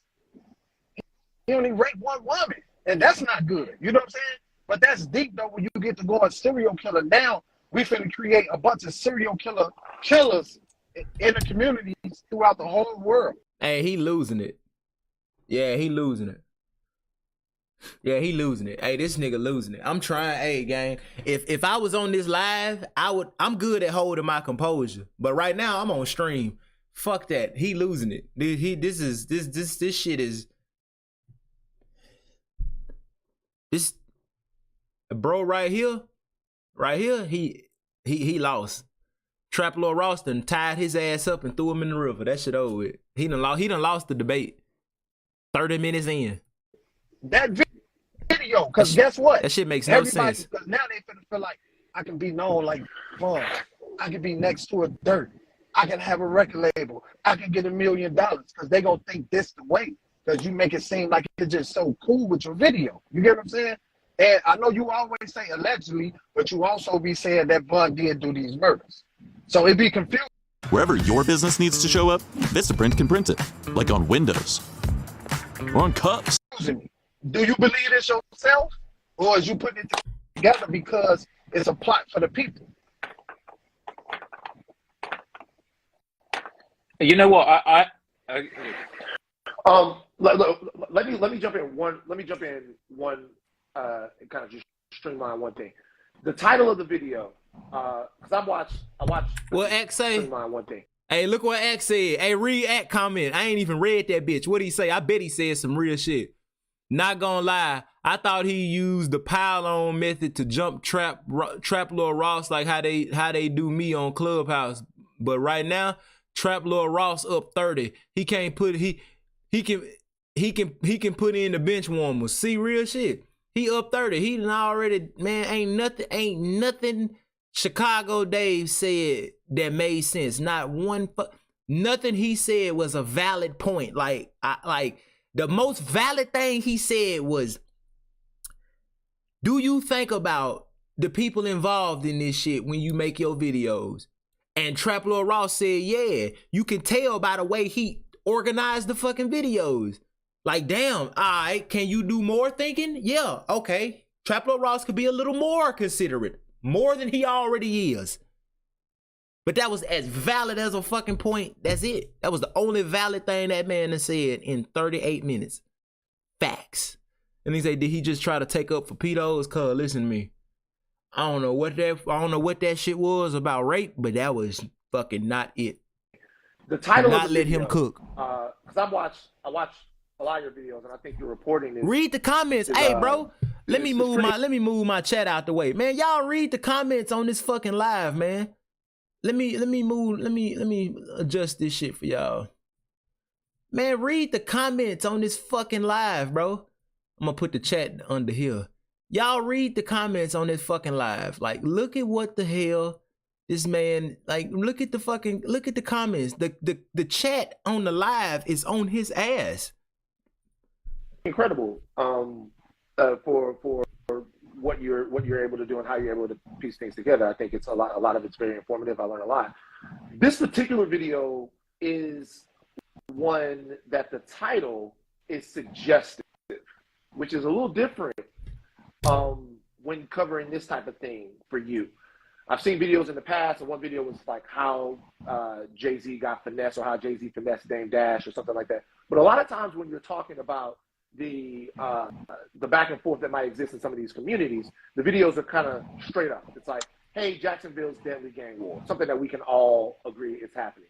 Or the murder of FBG Duck, how that happened. This video particularly, I want to get your answer as to why you felt the need to name it this, says King Von raps first serial killer. And obviously charged the language in terms of like, wow, what a title. Rather than have this be the life of King Von, the street dealings of King Von, why was it important for you to use the designation as serial killer for Von? And what sort of journalistic conclusion were you trying to get to by naming it that? Why was that? Yeah, that's a really good question.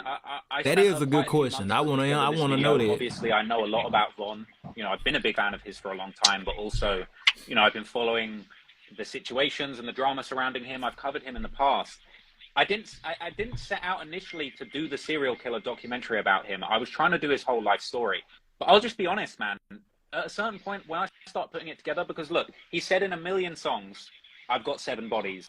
How many bodies? I got 3 plus 4. You're going to need 3 hands to count my bodies, right? So look, we gotta just, like, some of the arguments I feel that have been made recently are a little bit in bad faith. Like, we got to all just agree, Von was out here saying he killed 7 people in numerous songs. Like, that's not up for debate. So the purpose of this video initially was I wanted to go through every alleged body and basically debunk it or prove it and say, like, okay, he says in his song 7 bodies. Who are they? Let me make a list. Who are they? I did all the research I could. I found the most likely names. Because bear in mind, that picture that's going around on social media of like 11 different people that he's been connected to, it got reported as if like, these are the 11 bodies Von has. If you watch the video, I say, look, these are all of the names of the murders that Von has been connected to. Like, the purpose of the video was to basically say, true or false, he's on song saying I've killed 7 people. Who are those 7 and did they happen? And during the process of the video, like, I read every single tweet that man ever tweeted. Every single tweet he tweeted. I read the FBI definition of a serial killer. I listened to every single Von song that he ever did, every feature. And I came to the conclusion, my personal opinion is that he is a serial killer. He killed more than 3 people in different locations over a different time span. And he got personal gratification out of letting the whole world know that he was a killer, that he would do this again. And clearly his whole infamy was based on that. Like, let's be real. A lot of people want to change the narrative now and act like Von was an angel. But right up until he died, the story was Von is the biggest demon. He has 7 bodies. That's why we like him. That's just fact. So the reason I gave it that title, I know it's sensational, and I knew that this would provoke a strong response, but I felt like the content of the video proves that he's a serial killer. I mean, I've said numerous times, it's my opinion that he meets the description of a serial killer by the FBI. I know a lot of people disagree. I felt like at a certain point, it was like, I think all the evidence in front of me, 300 pages of research said this guy meets the requirements for a serial killer. So I said, I'm going to title it that. But I just want to do one thing. I know we disagree on a lot of things, Dave, but I just got to ask you straight up. Do you believe personally that King Von killed anyone? I mean, honestly, I don't know. I can't tell you that. I can't tell you if Von killed somebody. Like, I wasn't with him. Not listening to his music, I would think he killed somebody. But me personally, fuck, that's what I thought. That's exactly what I thought. All right, okay then. We see what side of the field you on. All right, okay. See, niggas don't have that type of wisdom with everything they do in their life. Well, man, I don't know the real. I wasn't with him. But let a nigga get on the internet and say some racist ass shit about black people. You ain't gonna be on that bitch like, hey, do you think he racist? Based off the shit he be tweeting, the videos he be making? I don't know if he racist. I ain't never met him. I don't know if he a racist. He could just be saying that shit on the internet. Niggas don't give nobody that kind of benefit of the doubt. That's the way I be trying to get y'all to live. I be telling y'all to do shit like that. Niggas ain't gonna be like, man, I don't really know what type of person Charleston White is. I ain't never met him. Now niggas just be like, Charleston White an asshole. Look what he said. Look what he tweeted. Look at the video he made. Niggas be taking everything off face value except for this shit. So we could call a nigga a racist because he made a bunch of racist ass tweets, because he made a bunch of racist Instagram posts, because he said a bunch of racist shit on Instagram Live. We can call that nigga a racist, and we ain't never met that nigga. We can talk about people we ain't never met before. We can call Donald Trump all kind of shit, and we ain't never met this nigga. We cannot even prove that Donald Trump is a real human because we have never seen this nigga a day in our life with our own 2 fucking eyes. But we can't call King Von a fucking serial killer based off the shit he done put on the internet and in music? Oh, hell no. Hell no. Look at academics. Y'all see that? He put LOL because that shit is hilarious. Get this nigga Dave off the live. Bring somebody else on from Chicago because he fucking up. That we need a nigga who ain't in the streets and who ain't scared, because this nigga, he a street nigga. So he don't want to be a rat or none of that. He biased. He one-sided. This ain't no real debate. Fuck that. Trap Lord Ross in 3. He won. I don't give a damn. Get the fuck on, man. Like, we can't call, like, niggas can, like, we can judge everybody else based off what they put on the internet, how they acting online. Even though we ain't never met these people, we can judge everybody else based off what the fuck they do on the internet. But we can't judge a rapper. We can't judge if we can't judge a rapper, we shouldn't be judging nobody. Get the fuck out of here, man. That's crazy. Man, read the comments as soon as he asked them that question. Read the comments. Read the comments. Honestly, I mean, I don't know. I mean, I can't tell you that. Read the comments. Read the comments. Look. I wasn't with him. Not listening to his music, I would think he killed somebody. But me personally, no, I can't say that. Get the fuck out of here, man. Do you want to grow your YouTube channel? Do you want to earn more views, more subscribers, more watch time? Man, get the See, fuck out. I guess it's difficult because it's kind of like. Way to stay solid. Way to stay solid. Okay, there, but then man. okay, Don't- so don't. let's add to that, right? Man, that shit ain't funny, man. Let's add to that, okay? You don't That shit believe ain't funny, Von man. Killed anyone. He's got a tweet saying I killed 5 That GDs. shit ain't funny. That shit ain't funny, man. That shit is funny, but that shit ain't funny, man. Cause we supposed to be having a real fucking debate, and this nigga, that shit ain't even funny, but it's funny though. It's funny as fuck, but it ain't funny. That cat, just cat, all cat. It's cap. He ain't been found guilty of it. It's cat. I'm not allowed, man. Straight cat. And he said. That nigga say I'm going by the law. Nigga, you a street nigga. The law, what law? It can't be the court of law. Hell no. Cause that shit ain't worth a fuck. The court of law is ass. It's garbage. The court of law fucking sucks. Complete dookie. That shit is, the justice system is fucking booty. I don't give a fuck. I don't give a fuck if niggas who really committed crimes went to jail and niggas who got found innocent really got off. I don't give a fuck if a person did the crime or not. The justice system is fucking booty. It's just all we got right now. I don't give a fuck how many real niggas, not real niggas, I don't give a fuck how many real criminals done been locked up and how many innocent people done been let go. I don't care how many times it worked. It's ass. I don't give a fuck how many times the justice system really worked. It is fucking garbage. That shit is bullshit. So this nigga saying, I'm going by the law. When? Oh, today you going by the law? Because if you a street niggas don't follow the law. So what you mean the law, nigga? You gonna go by the law when it's convenient. But when it's a nigga you know locked up that you know really did that shit, you ain't going by the law then, huh? I don't know. Yeah, man, this shit is crazy. Hydrated TK, what up, bro? What up, bro? I see you. Case because they killed Oh, the no, no, witness. no. That's cat too. I can't tell you that. I ain't from that neighborhood. Okay. I ain't even mixed with that. Okay, that shit over with.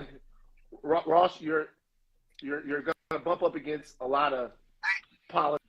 These are questions. Well, I think it's important. I think it's important to show that because it's kind of like I appreciate the debate, and I'll take on. It's a anyone to debate biased ass anything. conversation. That's why he needed to ask that shit. That's why he needed to ask this nigga them questions he just asked him to show that he biased.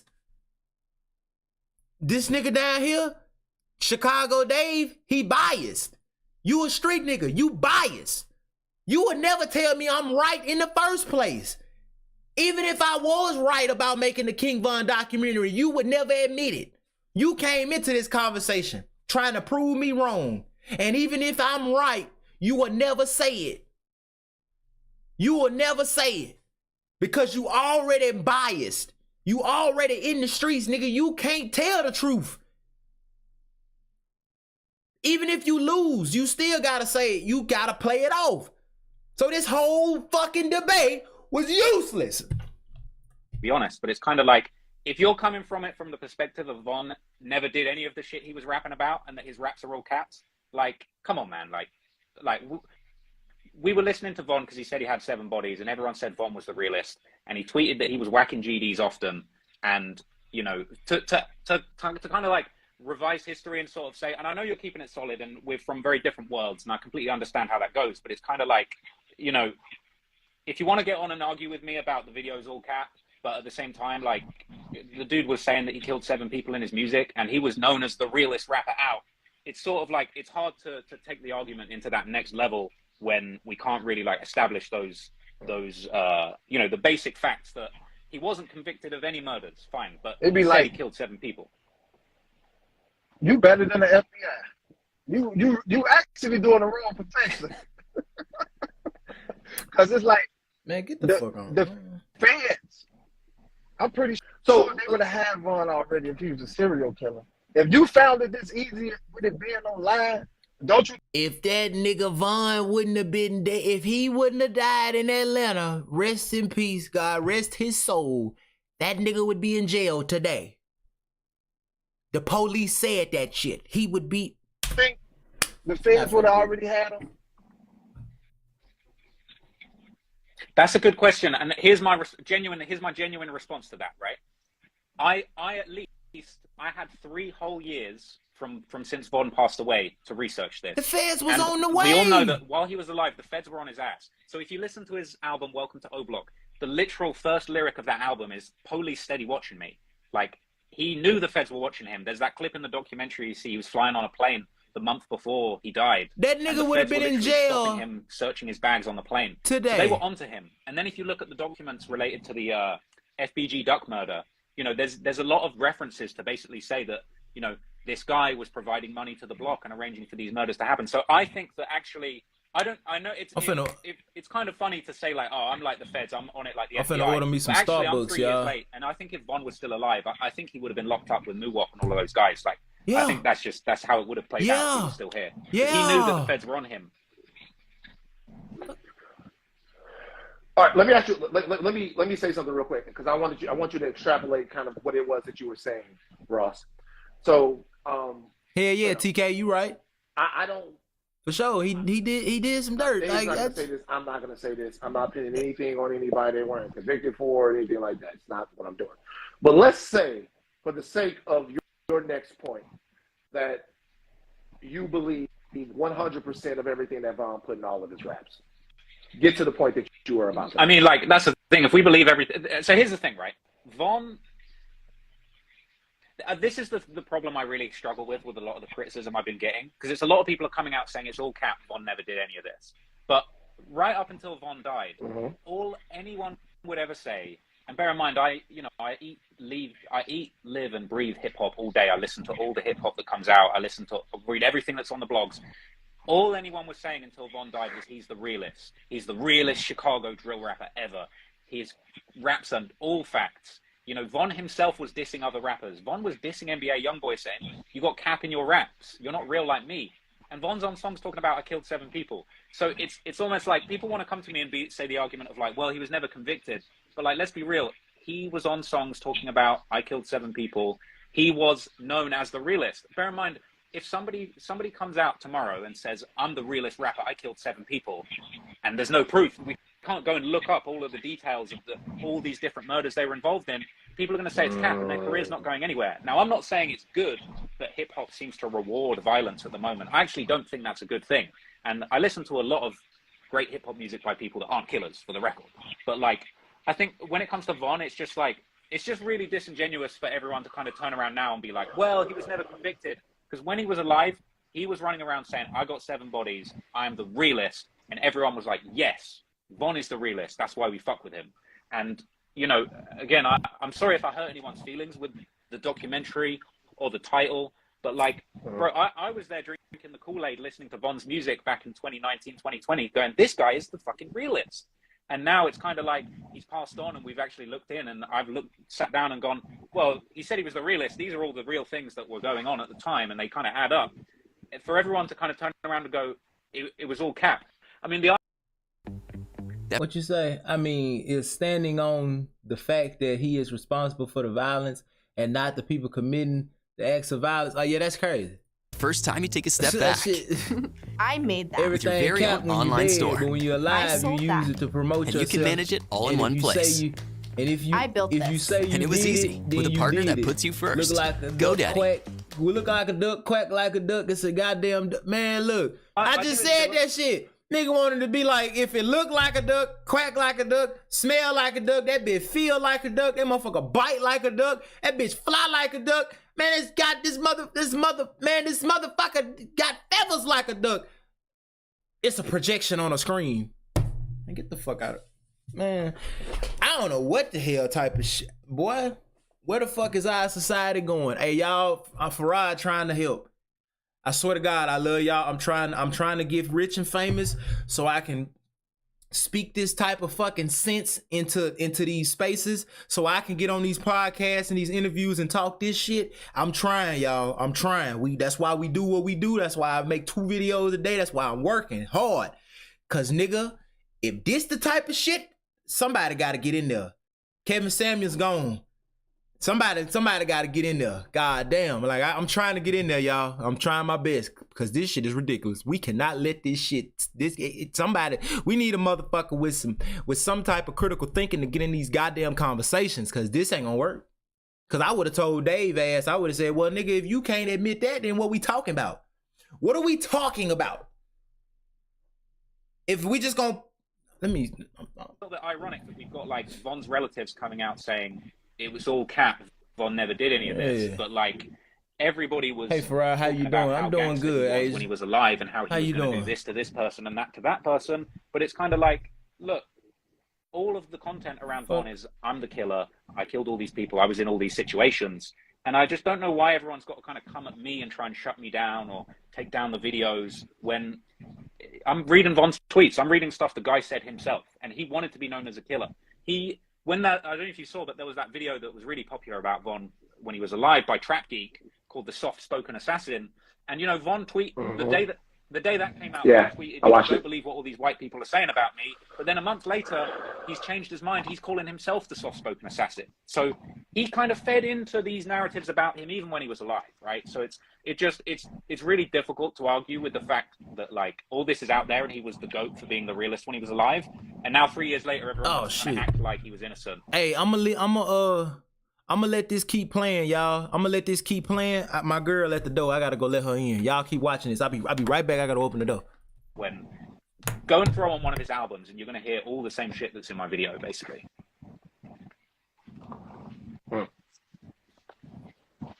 Dave, you got anything else? By the way, Act, relax. Big Act. I see you acting up in the comments. Act, relax. Y'all keep it kosher in the comments, man. Act always on some shit, man. Shout out academics. Dave, you got anything else? Tell me, Rose, like, what do you think of the culture? Like, what do you think the culture is? Bro, I love that question, man. I think that the culture, it depends what culture we're talking about, but for me, hip hop culture has always been about success and aspiration. So bear in mind, right, a lot of people come at me, and I completely understand. They say, you're just this white nerd from the suburbs in England. You don't know anything about this real hip hop shit. And fine, you're kind of right. But at the same time, I grew up my whole life in this suburban English area, a million miles away from let's say the Marcy Projects or Jamaica Queens. But I grew up listening to people like Jay-Z and 50 Cent, admiring them. These guys are my heroes. And for me, hip hop was always about these guys that came from the most difficult situations. You got Jay-Z was literally, selling crack in the Marcy Project. Nah, Blanco, you right, bro. But I that's what I've been doing. I've been networking like a motherfucker. I'm trying to go and get my other social media verified so it'll be easier to reach out to niggas. Because for some reason, man, niggas be gatekeeping. Niggas don't be wanting to work. Like I be DMing so many fucking creators and niggas who got podcasts. Man, I literally just go to TikTok and type in fucking podcast and just hit niggas up. Cause I watch some of their shit, hit them up. I probably watch 3 videos. Oh, I like what they talk about. Hit niggas up. Man, I swear to God, these niggas do not reach back. It is so I've been doing videos for 9 years. I have never collaborated with nobody because niggas just ain't never reached out. Niggas ain't never hit me back. Like, it's like these niggas do not respect nothing but fame. That's why I be doing my own thing. And hopefully, I guess when you get famous enough, that's when niggas start fucking with you. Van Lathan know who I am, but I don't think he know who I am enough to fuck with me. Sharp from No Jumper know who I am. Hell, when I first talked to him, he told me, we talked on the phone like sometime last year or some shit. And he told, like, I ain't even know him. Like, he wasn't even at No Jumper. He literally had just fucking met Adam. And we was talking, and he was telling me he was gonna bring me on the thing and shit, you know what I'm saying? Like, I've been trying to lock that in, but I guess, I guess he been busy. I stay hitting Sharp up like, hey, when we gonna work, bro? You know what I'm saying? Like, hey, I don't know what it is. I ain't just saying niggas hate me or nothing, but I don't know what it is. People just don't be fucking. They just don't be fucking with your boy. That's why I be locked in with y'all so much. That's why you always hear me talking about my fans and my supporters. Why I'm always telling y'all I love y'all. Why I'm always telling y'all you know what I'm saying? I fuck with y'all. That's why I'm always locking in with y'all, because y'all all I got. I don't have nobody. I don't have a team. I don't got niggas that I done locked in with that work at World Star, that work at No Jumper, that work at fucking the Shade Room. I don't got niggas. The only reason where we at now is because of me and you. It ain't because a nigga gave us a shout out. It ain't because of nothing. I ain't never got a shout out from no fucking body. Every follower, every subscriber, everything we got now is because of the work we put in. It ain't because you watch this shit, because I make this shit. It ain't because ain't nobody co-signed us. I ain't had one famous nigga reach out and repost nothing that I done made. And that's okay. I ain't tripping, but I'm saying that's why we here. You know what I'm saying? But I do, I do be, my nigga, I still be linking up. I be fucking with people though. I still be reaching out to people. They just you know, I guess people they'll fuck with me when they want to. But in the meantime, fuck all that. We're gonna do our thing. But I still reach out though. I still talk to, you know, I got friends and shit that you know, I got friends in high places. They just they just ain't brought me up there yet. Projects or 50 Cent was getting shot, you know, they shot him 9 times. He's supposed to be dead. These guys bounce back. You know what, my nigga? Blanco, you right, my boy. You is on my team. Nigga, it's literally just me and you, cuz. That's it. Blanco, the closest thing I got to a partner in this bitch. It's just, hey, I ain't got nothing else. I ain't got shit on Instagram, on TikTok. That nigga's my only mod on anything. That's crazy. Hey man, you right, my nigga. Hey, I thank you. Uplifting my spirits a little. I appreciate that shit. You right. We locked in, my boy. Became multi-millionaires. Jay-Z's a billionaire. He became one of the greatest artists. In my opinion, like in 100 years' time, people are going to look back at people like Jay-Z as the great artists of this century. People like Jay-Z, 50 Cent. So to me, hip-hop culture has always been about aspiration. And let's be real, like young black men beating the odds. Because let's be real, look, I'm not black. I can't say that I've experienced the black experience, but I love black culture. I love black music, and you know, I don't think that anyone. Some people say I'm a racist, but I just don't buy it. But it's kind of like, I think that these stories are so important. Yeah, I've not experienced the persecution that a black person has, and that's fucked up. But at the same time, it's like, to me, hip hop was always about black people overcoming the odds, making amazing art, amazing music, and making their lives better, moving away from the negativity. And I think that Chicago drill is in a really interesting space where, to me, Chicago drill was all about these guys. Man, fuck TK. I forgot, bro. I forgot to change the fucking game on Twitch, man. God damn it. I'm dangerous situations that you could possibly imagine. And they would talk about it in music, become famous, and get the hell away from those situations. To me, Chief Keef is the perfect example. He was in O-Block around all of that shit, got famous through his music and got the hell out of there. And then, to be honest, I would say King Von is the polar opposite. He was in those situations as deep as you could possibly be. He became a millionaire off music, and he couldn't get away from it. He kept trying to stoke the gang war. He, you know, allegedly was putting money on people's heads. And in many ways, like, Von is kind of the antithesis of what I actually think that, like, the positive side of hip-hop culture should be about. It should be about getting away from that stuff and making great art. But that's the way I see it. And I admit that, look, I make videos and I try and be as honest as I can, but I don't know everything about the situations that people go through in the hood. And, you know, people say I'm a culture vulture. I would disagree with that. But at the same time, like, I really don't mean any harm. And I honestly, like, I admire and I respect and I have sympathy for the struggle that these artists that I look up to went through. But, you know, I'd love to know from you, like, what do you think I could do, or what do you think, like... To all my people on YouTube, y'all listen to what Blanco said, bro. Y'all everybody, make sure y'all like the video on YouTube. Make sure y'all like the video, spam chicken legs in the chat. I don't give a fuck where you at. Let's go. People in my position could do to, like, help or, like, promote more positivity in Chicago, because I don't take any pleasure in the violence. So, shit, like, for real. I just want to say, like, I never had no I got type you, of hate TK. or nothing towards I got you. right? I really respect the craft and everything. Ooh, 2 hours and 30 minutes. We on this. Something that I would like more would be to just have more facts.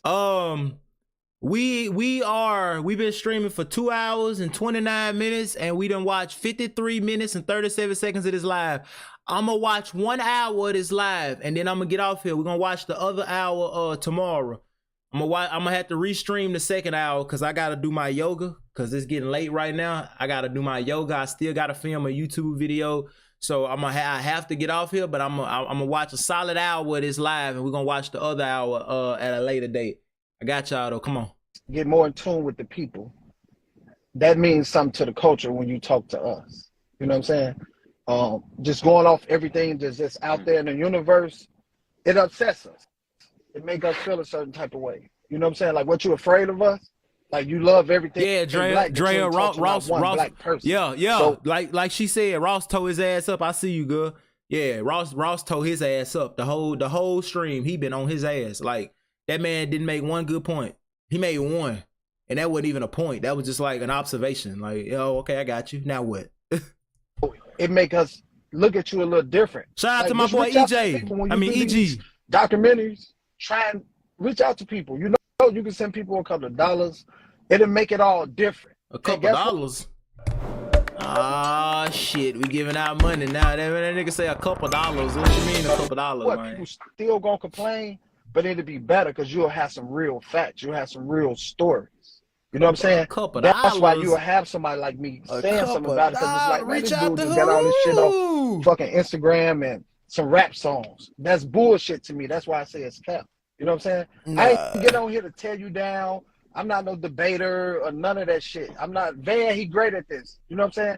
I can interview people. I'm good at that. But I just wanted to hear your side, and I really wanted the streets to hear your side because I'm part of the streets. You know what I'm saying? That's the problem. A lot of dudes from the streets, they tuned in right now. They want to hear what you had to say. You know what I'm saying? So I appreciate you. I ain't here to tear you down or none of that. I don't want to see you not eat none of that. Yeah, he messed up. Yeah, he messed up when he brought up money. That nigga said send somebody a couple. That nigga said who's some money? What the fuck? Like, what is you? I do appreciate you explaining yourself. It meant a lot to me. Nigga crazy. You know? This nigga crazy. That nigga said send a couple dollars. I do want to ask. I want to follow up with one thing with Ross. A vulture. What that nigga academic say? Everybody in Chicago who I've spoken to been known everything in that video before Ross made the video. Why we acting like he telling us new information? I'm just keeping it at fucking 1,000. When people say that's what academic said. Y'all see his comment right there? Yeah. I think it's an interesting term. A vulture is an animal that scavenges on something dead. It swoops in when something is dead and it eats off the bones of something, right? So the term culture vulture is literally one of the most sinister things that anyone can be called, because it implies that you're eating a culture that's in peril, that's struggling for its life, that you're trying to get the meat off of it. If you are in fact not a culture vulture, which once again, I watch your videos. I don't think that I think you're a culture vulture. I've never thought about it, but I don't think you are. But if you're not a culture vulture, what would you say that Trap Lord Ross does to add to hip hop culture? You talked deeply about he exposed that shit. You like hip hop awareness, nigga. Yo, like X say awareness.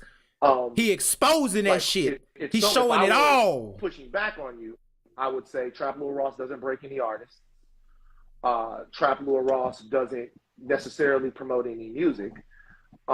It seems as if, just go with me here, that someone could make the argument that you are picking off the bones of hip hop, that you're highlighting things that are man, nigga, fuck the bones of hip hop. That nigga, this is about, ain't this supposed to be about culture, nigga? We talking about hip hop. What is hip hop culture? We didn't turn black culture. Hip hop is supposed to be black culture, right? Well, why the fuck has black culture turned into the street life? The street life, criminal life. That is not black culture. But we didn't somehow turn living by the street code, being in the streets. That shit is supposed to be black. I just made a fucking skit about that. Niggas who call the street code black culture. That ain't black culture. If that's our culture, that means we don't have a fucking culture. That's a problem. That means we just latching, that means because we have no culture, we're just latching on to shit that's familiar to us. Even if it ain't healthy. That's crazy. So when a nigga say he adds awareness that music and content we glorify has real life victims. The academic said that shit. You see it right there? Real talk. The nigga is doing, the nigga ain't a culture fuck. This nigga's the same music we jam to. He's showing you it ain't just music.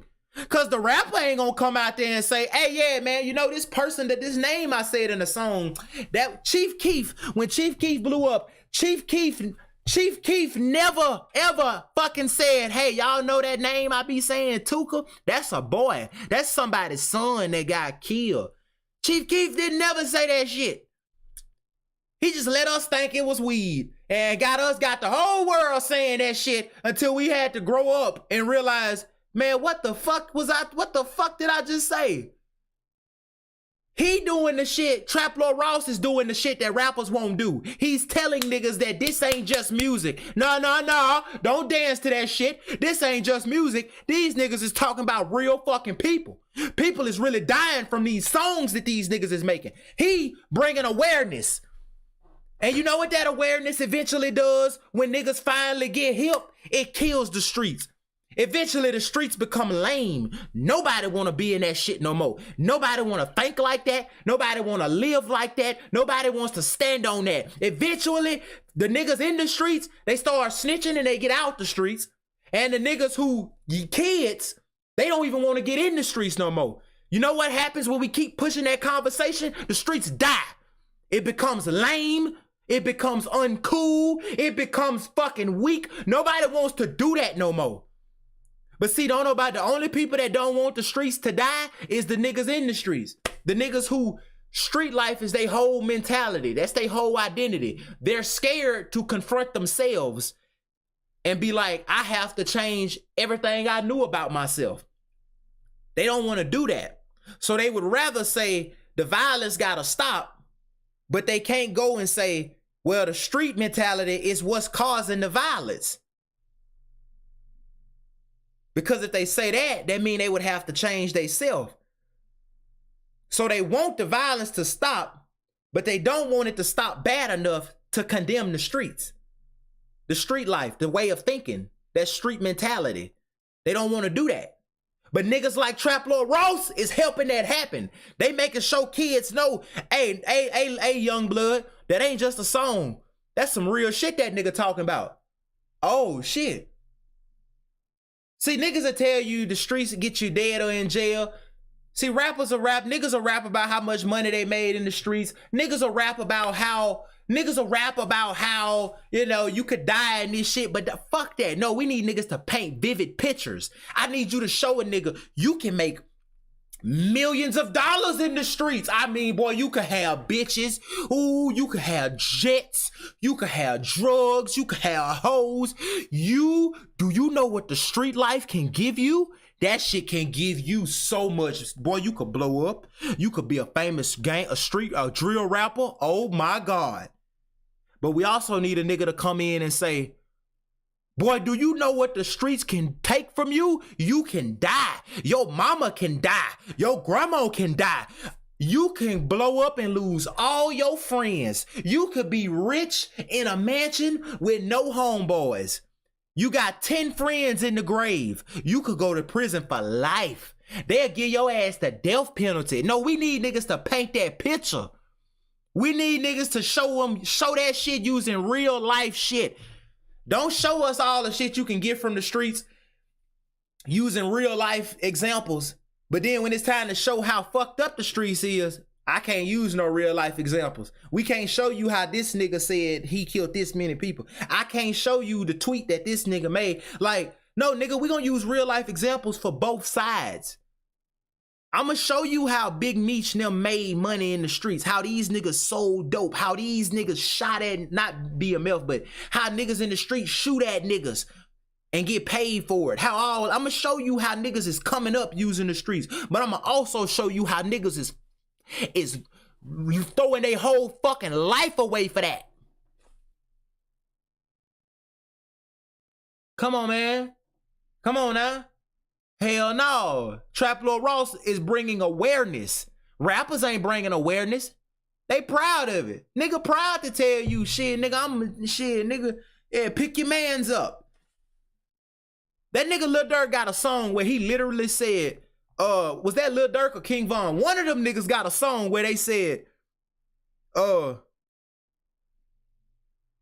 he said, what'd he say? What that nigga say? I bet Wooski still twitching. These niggas, that was not awareness. That was a nigga making a lyric, laughing at a nigga who's allegedly his rival. Allegedly his rival who got shot in the head. That wasn't nigga showing you, hey man, hey y'all, it's people getting shot in the head in Chicago. This shit is bad. That was a nigga saying, ha ha ha, look at that nigga got shot in the head. What the fuck? Trap Lord Ross is showing y'all, hey man, it's really niggas. Look at this shit. Man, y'all look at this shit. Look at this shit. Trap Lord Ross is doing that while the other niggas saying, ha, look at these niggas. Ha ha, look at all them niggas dead over there. Ha ha ha. Like, what the fuck?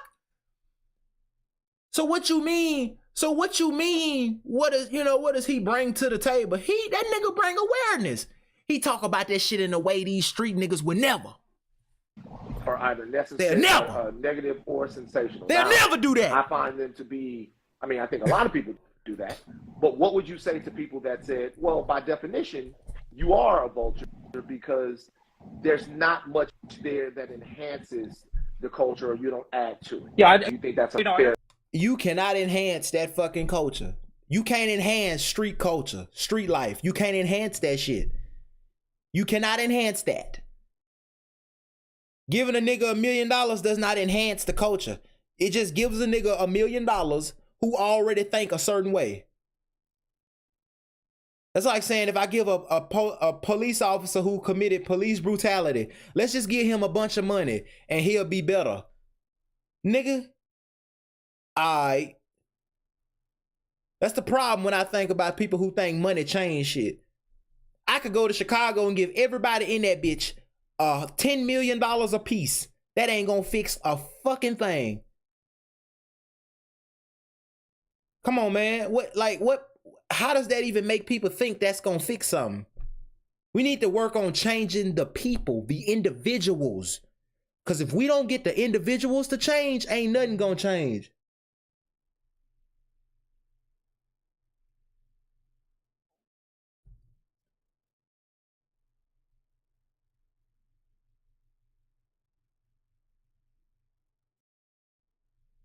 Yeah, man, that shit crazy. I think it's a fair assessment, you know, because I mean, you also made a show, right, Hip Hop on the Side, How long where you we talk been about on here? these things, and I assume that your intention with that is to kind of contribute We've been to the streaming for conversation 3 around hours. these Oh, that topics. bill would be It's very long if I ain't had something else to stories do. in the On hip that hop bill 7 history, hours. and the way I kind of see it is that, like, yeah, sure thing. Can I add? Can I say something about that show? Show was about victims. So for Hip Hop Homicides, and just so we clarify, so for Hip Hop Homicides, I sat down with 8 mothers. 8 mothers who got to tell the story of their sons and daughters.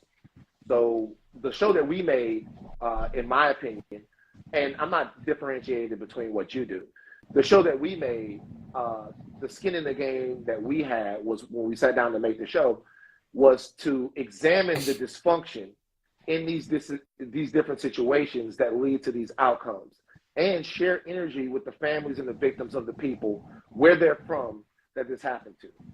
Like, so for me, it was going to talk to Vaughn's mother. I was with Duck's mom. I was with XXXTentacion's mom, Chinx's mom, Soulja Slim's mom, sitting down there and hoping that everybody out there can see the effects of what this dysfunction actually does to people.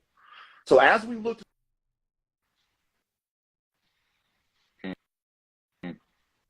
Where his voice go? through those cases, we definitely tried to see, okay, how did all of this happen? But the most important part of the show for me was to talk directly, to be on O Block, to be on 63rd, to be in Chicago with Dave, and just see how this is actually fucking people's lives. I think so it's just it's really a difference of as far as like how you want to approach the project. Because obviously the counter argument to that would be, well, you're exploiting these grieving families for people's entertainment, which I don't believe. But I think it's a difference in how you want to approach it. I really admire what you did with Hip Hop Homicides. And as Dave said, it does make a difference when you go and speak to people in person and you get those original first person perspectives. Now, sometimes those perspectives are a little bit biased as well. But my approach when it comes to no, not sometimes. Well, yeah. But like, go for it. Yeah, yeah. They always biased, 100%. But you know, I mean, I would love to actually go to Chicago and speak to some people. I mean, you actually, you know, that's something I'm kind of pursuing in the background. But at the same time, my style, first, you know, when I started this, I didn't really have the means to fly out to Chicago and speak to people. My thing was I just sit in a room and I give my take on the hip hop history stories that I. At Vistaprint, we can get your brand into your customers' hands, or their heads, or their backs. Man, hey, look, I got something to do. Or hands. I said, well, we'll stream for 8 hours. I swear to God, I'll be on this bitch all night, tearing this shit up. I don't make jokes and little wisecracks like I used to in my videos. But now I take these topics very seriously. And I do actually try and capture the essence of what you're saying. Like, for example, when you look at the video that I did on FBG Duck, I had a whole chapter where I kind of analyzed, you know, the statements that his mother had made and the experience that his mother had had. Admittedly, I didn't go and speak to her firsthand because that's just not my style. I'm more of a researcher rather than like an interviewer. But at the same time, I would say like, I try and put myself into people's shoes. Like when you watch my videos, I try and take on the perspective of like, I say, you know, why was King Von like this? Or like, why were the guys that killed FBG Duck driven to this? Well, they grew up losing their fathers or their friends to the gun in front of them, right? This drove the way that they were conditioned to think. It pushed them towards murder or situations where they would take somebody else's life. So I think the way that I try and not be seen as a vulture is I try and provide like a nuanced perspective as to like the wider societal reasons for these things. And I think if you want like the perfect example of what would be like vulturing the culture, you've got these channels like Hip Hop Daily or like, you know, these sort of channels where it's like, you can tell that they've just paid a guy on Fiverr to just find out all the King Von info that they can, throw it into a video, get a guy to record a voiceover and put it out. Like those people, I think they're just harvesting the culture. You know, there's no face to it.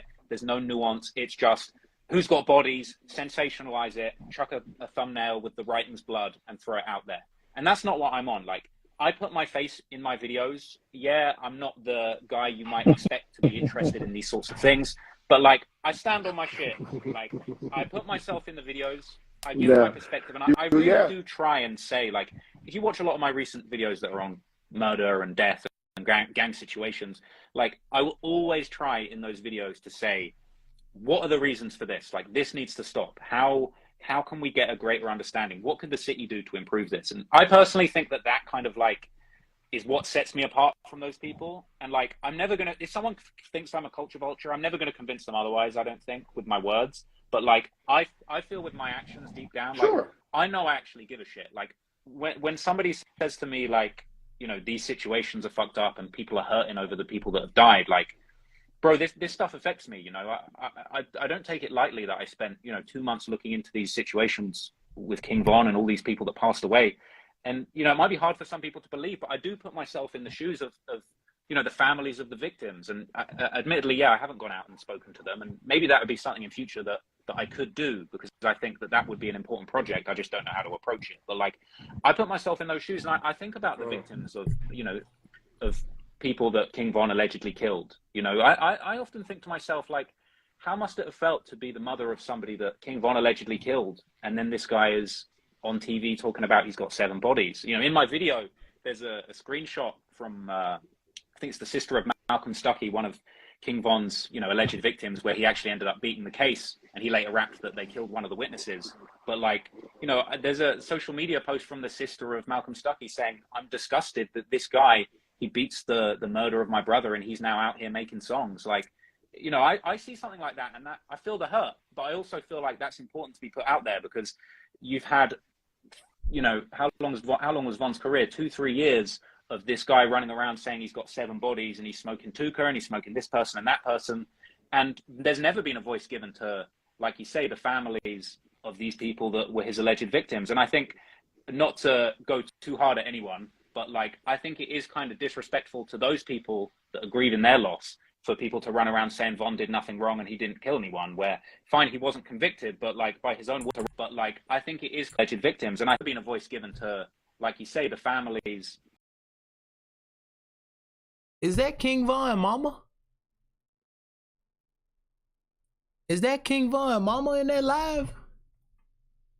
Is that his mama? Hold on.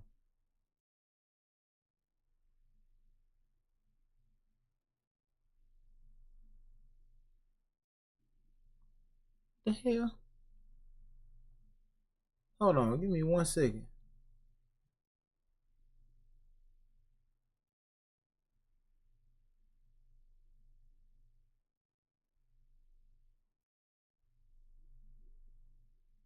Oh shit, that's King Von mama. King Von mama hopped in the live and she said, "Don't speak on my son no more." Oh damn. Oh damn, that's crazy. Tuh. Ain't that some shit? Of these people that were his alleged victims. And I think, not to go too hard at anyone, but like, I think it is kind of disrespectful to those people that are grieving their loss for people to run around saying Von did nothing wrong and he didn't kill anyone, where fine, he wasn't convicted, but like by his own words, he was a multiple killer and no one's been found, you know, no one's been caught for some of these murders that he was alleged to have done. And it makes you wonder how the families feel and kind of what the knock-on effect of what he did is. So it's sort of like, interesting. Nah, Ross going crazy. So that boy act what that boy act say. Ross going crazy. Yeah, he cutting up. He cooking in that bitch. Fine, he wasn't convicted. He cooking. I ain't gonna. He became a millionaire off bragging about them. And I even look at someone like Lil Durk, and you know, I sometimes wonder how he sleeps at night, making songs like "Should Have Ducked," making, you know, oh my God, making songs like "Should Have Ducked." No, is that an unfair thing to say? Ross, right? No, go for it. No, look, no. Go for it. Like, have your say. First of all, I will say this. Ross did reach out to me and asked me to connect him with some people so that he could get to people in Chicago so he could go to Chicago and talk to some people. And we did that. Like, I put him with some people, and Ross does plan to go down to Chicago. Hopefully, when you go to Chicago, you can stop by Dave's podcast and you guys can talk.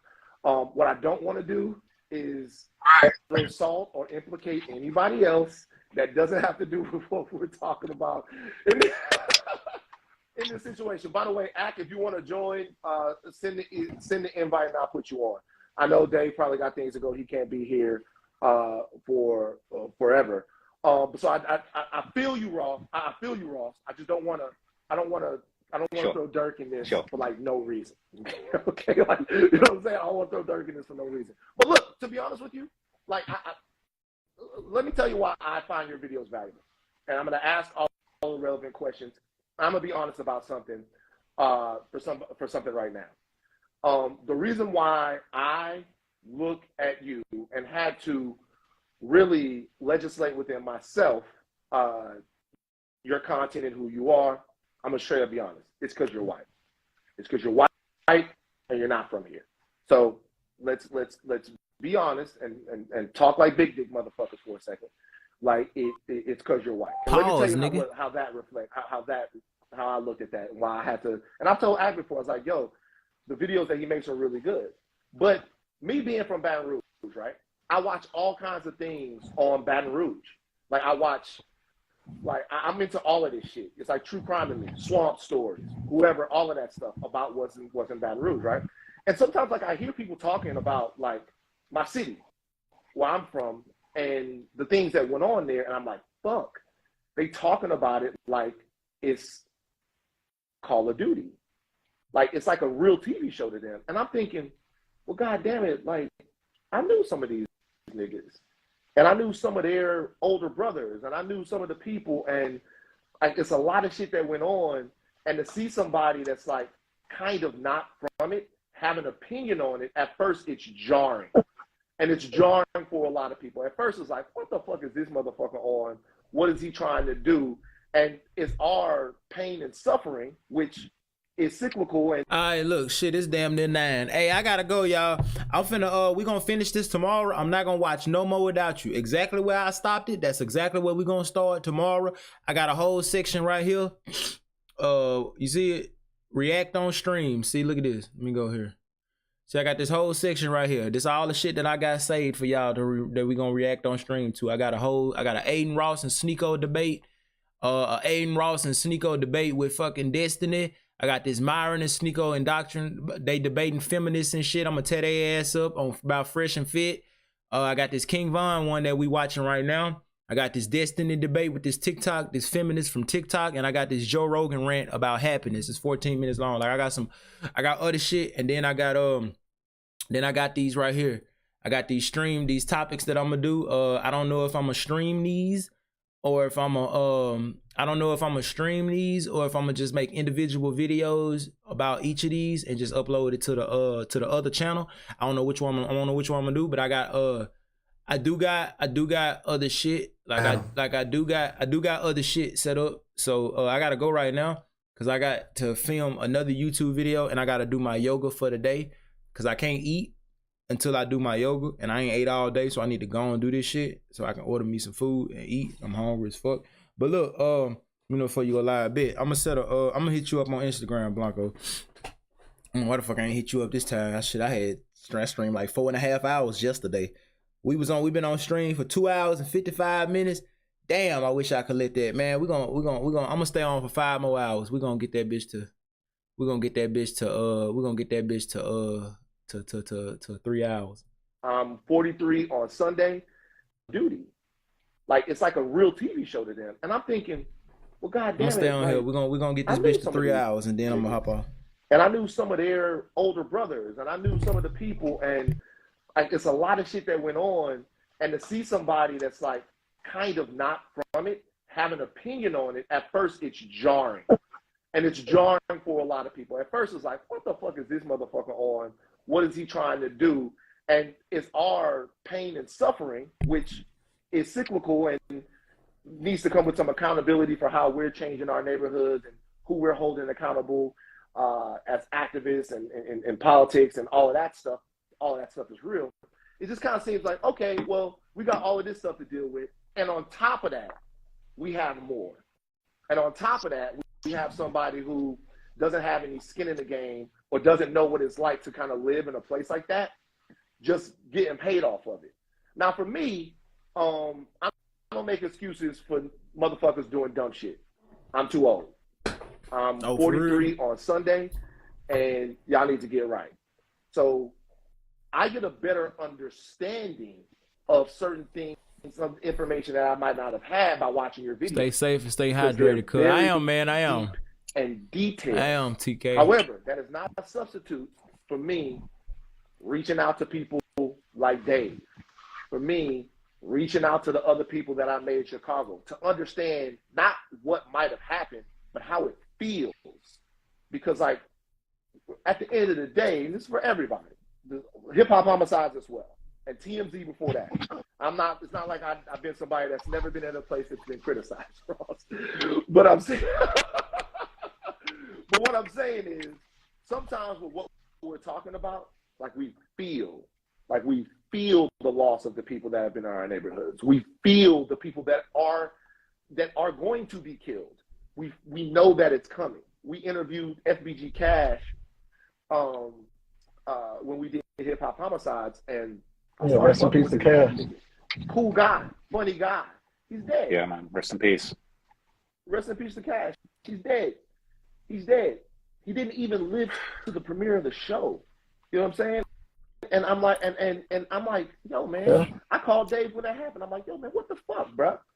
Like, and I don't know what he had done. And even while we did that, when we did that episode, I politely asked Dave to move a hat that had a diss on. I politely asked Cash to move a hat that had a diss on it, because I don't want to be in the middle of all of that stuff that's going on. But I think to distill everything that I'm saying right now, I think it comes from sometimes people in the Black community or from different parts of the Black community, the feeling that our pain is being exploited, the feeling that the dysfunction that's being done to us intentionally is somebody else's entertainment, even if it's ours as well. That feeling is what you get sometimes, and it's not always fair.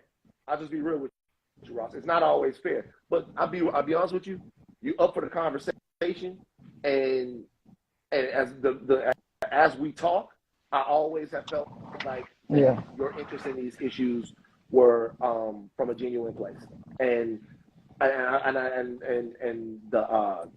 reality of it is that that not everybody is going to agree, but you For real, man. I appreciate both of you. Like, even, there were a lot of things me and Dave disagreed on, but there were also things that we agreed on. And I think that we all agree that, what's going on in some of these places is not good. I'd love to know if there's a way that I can contribute positively. I'm open to any kind of discussion. So, I appreciate there's a positive side and there's something positive to come out of this. But at the same time, like, I feel like I've gotten maybe more of a bad rap than I deserve recently. But like, I'm open to any kind of conversation. So, I really appreciate this. And Dave, for you to like come on and actually have an open conversation with me and not kind of my damn mic muted down, like a motherfucker. Really I think we're gaining some understanding. Bad. And maybe I could come to Chicago and meet you. There are a lot of people in my DM saying they're going to smoke me if I come to Chicago. So hey man, I'll be honest happen. about that, man. That could happen. Me and Van talked about this before. So Chicago, a tricky place, man. You just got to be careful with the people that you deal with. Backdoor is a sport in Chicago. You know what I'm saying? And people would love to put you on the documentary. Just know that. The same way they love to put academics on one. Jesus. Bro, I know it's true. All right. They was asking for you. I'm gonna be honest with you. I enjoyed this debate. I'm gonna be honest though, because I've been in a bunch of these before and I've never shied away. I think the context and the pretext that y'all were debating on was just get like, his ass. I warned Trap Lord Ross, but get his ass. I was actually get wrong. His ass. There's like zero way to defend Vaughn in the majority of things you talk about. You're either gonna have a bad faith debate about Vaughn, or be completely delusional, or you're gonna have to be forced to be acknowledge certain uncomfortable truths.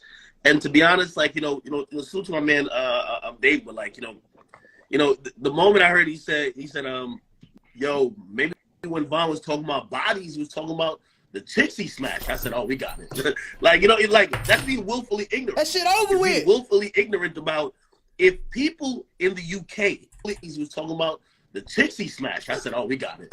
Like, that's being willfully ignorant. It's being willfully ignorant about if people in the UK could read through and decode what this person's admitting. Talking about nigga gonna say, well, Vaughn said he had 7 bodies. Then this nigga down here, Chicago Dave, the nigga right here in the bottom left, gonna say he could have been talking about bitches. Like, man, get the fuck on, man. Like, only a nigga still in the streets to say that shit. Like, nigga, that shit you tell your lawyer. That shit you tell the judge. Nobody believes that. Your own fucking lawyer don't even believe that. The judge don't believe that. Nigga, the jury won't believe that until your lawyer do a bunch of fucking word gymnastics and make it seem like it could be true.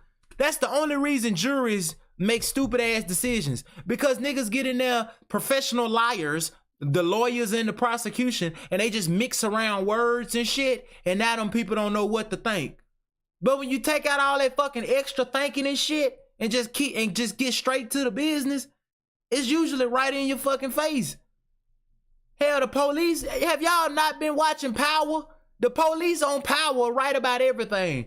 They just don't know how to prove it. But they right. But unfortunately, being right ain't enough in court. You have to prove it in court. In court, you have to prove it. Not in real life. In court, you have to prove it. But the police already know. It's just, unfortunately, your ass was too good of a criminal. That's all. When it comes to criminal cases. That nigga gonna say, Vaughn could have been talking about 7 bitches he fucked. Like, come on, man. What the fuck is... Hey, that's it. He got it. You can have it. I don't even care no more. I don't even want to argue. I don't even want to talk. Man, let's talk about Wisconsin. I don't want to talk about the cheese they make. I don't even want to talk about Chicago no more. Real nigga shit. Also matching up with actual crimes. Current about if people in the UK talking about the chicks he smashed. I said, yo, maybe when Von was talking about bodies, he was talking about the chicks he smashed. I said, oh, we got it. Like, you know, it's like that's being willfully ignorant. It's being willfully ignorant about if people in the UK could read through and decode what this person's admitting, and it's also matching up with actual crimes. Brother, you can't tell me you're on the streets of Chicago and you're thinking you're playing games. So now we're not even having a debate. Now we're not having a debate. Now we're having a okay. And by the way, this is the easiest thing. They do it to me too. When we can't debate you, we're gonna just say you're the police. We're gonna call you the cops. How can I be a street nigga and get on here and say he bodied somebody? My point exactly. Oh my fucking God. This is gonna be the biggest part of this whole video when I upload this shit on YouTube. My point exactly. That nigga said, how can I be a street nigga and get on here in a debate and say he bodied somebody? What nigga, that mean you can't debate then? You can't represent Chicago. We need a nigga from Chicago that ain't from the streets and that ain't scared to fucking tell the truth if you come out to be wrong. If you a street nigga and you ain't gonna never say shit other than that, ain't nothing to talk about. There's nothing. Because what that means is, even if Trap Lord Ross is right, if he is right, you'll never say he's right. You will never tell him you're right and I'm wrong. Because nigga, you in the streets and you got a one-sided opinion. You're biased. You're biased. You have a bias. And you cannot debate if you are biased.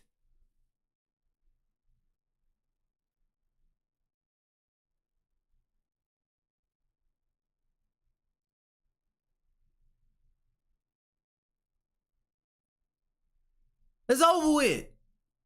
Ain't shit to talk about. The moment this nigga said, how I'm gonna be a street nigga and say Von bodied somebody, because you in a debate and it turns out that you're wrong, and saying that the nigga bodied somebody would end up would prove the other person's point, in consequence proving that you're wrong, but would also make you a snitch. So that means unless you either wanna lose the debate or stay a street nigga. Which one? Do you want to debate or be a street nigga? Because if you want to debate, let's debate. But if you want to be a street nigga, get off the debate. There's nothing you can say. You cannot say anything. Because you ain't playing by debate rules. You playing by street rules on the debate. End of discussion. That shit's over. Over. We killed his ass in 3. Sweat. It's over with. Fuck that. So I'm supposed to be like, oh yeah, he killed the motherfucker. What the fuck we when talking you in the about? Streets, you don't tell it. You don't talk about no shit that's in the streets. You don't get on the internet and talk about that. That's where I come from. So I would never get on here and mention. Look at that comment right there. He said, then get off here, Dave. You see it? Then get off. So what you in the live for?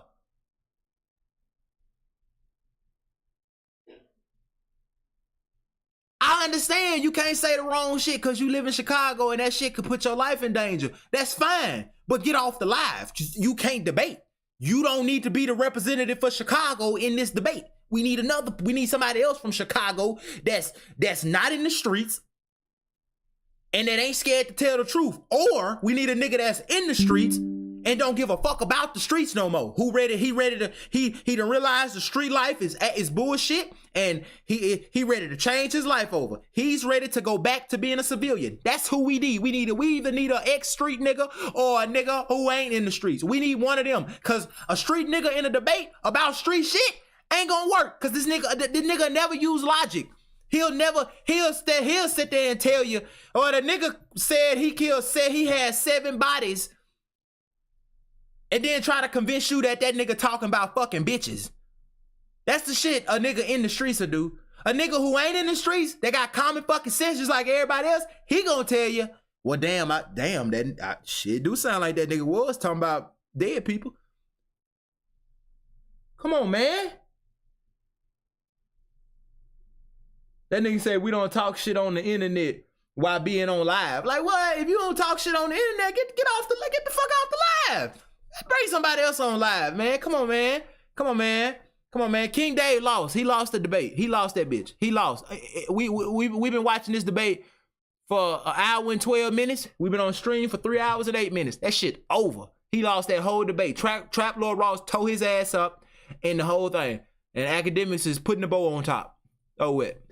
Like, you know, it's like, that's What being we talking willfully about? ignorant. It's being willfully ignorant about if people in the UK could Taking up read for, what he through say? and Taking up for a street nigga in Chicago can get you killed, and going against one can do the same. You still live there, get off like real shit. That's what I'm saying. Like, I understand why he really can't have a real debate that he kind of might want to have, because he identifies as a street nigga and he live in Chicago. That shit's dangerous. That shit is really fucking bad. Hell, regular ass people who ain't never been, niggas who ain't never touched a gun in Chicago won't even do that shit, because it's just bad. It has to be a nigga from Chicago that live there, but he moved and he stays somewhere. You know what I'm saying? I get it. I'm not telling the nigga to put his life in danger. I feel it. But you know, nigga, if you can't have a conversation, you got to get off here, because it's useless. What are we talking about? If you know what I'm saying? decode what this person's admit, and it's also matching up with actual crimes.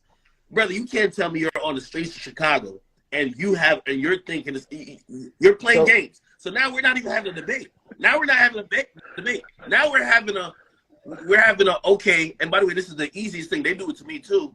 When we can't debate you, we're gonna just say you're the police. We're gonna call you cops. How can I be a street nigga and get on here and say he bodied somebody? So I'm supposed to be like, oh yeah, he killed the motherfucker. When you in the streets, you don't tell it. You don't talk about no shit that's in the streets. You don't get on the internet and talk about that. That's where I come from. So I would never get on here and mention nothing about nobody bodies or nothing. Even if I was right there when they murdered the motherfucker, I'm not gonna speak about it. What the fuck is we talking about? The fuck is the point? What are we? Well, that's what I'm saying. The conversation is disingenuous, because you come into the conversation biased, saying that what Trap Lord Ross did and framing Vaughn as a serial killer is unfair, when in reality, Vaughn is not the victim. The 7 people or however many that he may have been accused of, or to being a suspect of being killed or killed, those are the victims. So you're he was the victim. The victim is not Vaughn. Can I be real with you though? If you watch Ross's video, it doesn't come off like that. Man, they missing the whole point. I swear to God, man. That's why I'm telling y'all, hey, chat. I'm telling y'all, that's why, man, look, these niggas gonna catch up. These niggas gonna catch hell when they let me in that fucking door. When I crack through that mainstream goddamn entertainment industry, they gonna fucking burn. I'm gonna burn that bitch down, because they let that nigga Van Lathan and Academics, they let that nigga go. When that nigga said, how I'm gonna be a street nigga and say, get on here and say he bodied somebody, man, I would have ate that shit up, because I would have told, soon as he said that shit, I would have told him, well, what you on live for then? Why are we having a debate? This ain't a real debate, because you already came into this bitch with your mind made up, and even if you, because you done came here with your mind made up, if you lose the debate, you won't never admit that you lost, because in order to admit that you lost, you'd have to admit the other person is right. And by admitting the other person is right, nigga, that means you snitching, and you don't want to snitch. So that means why are you on here? Man, I would have said them exact fucking words. I wouldn't have never let Van Lathan do what he doing right now. I'm gonna ask all of the relevant questions. The relevant question. What he say? The nigga say, I'm gonna ask all the relevant questions. Nigga, nah.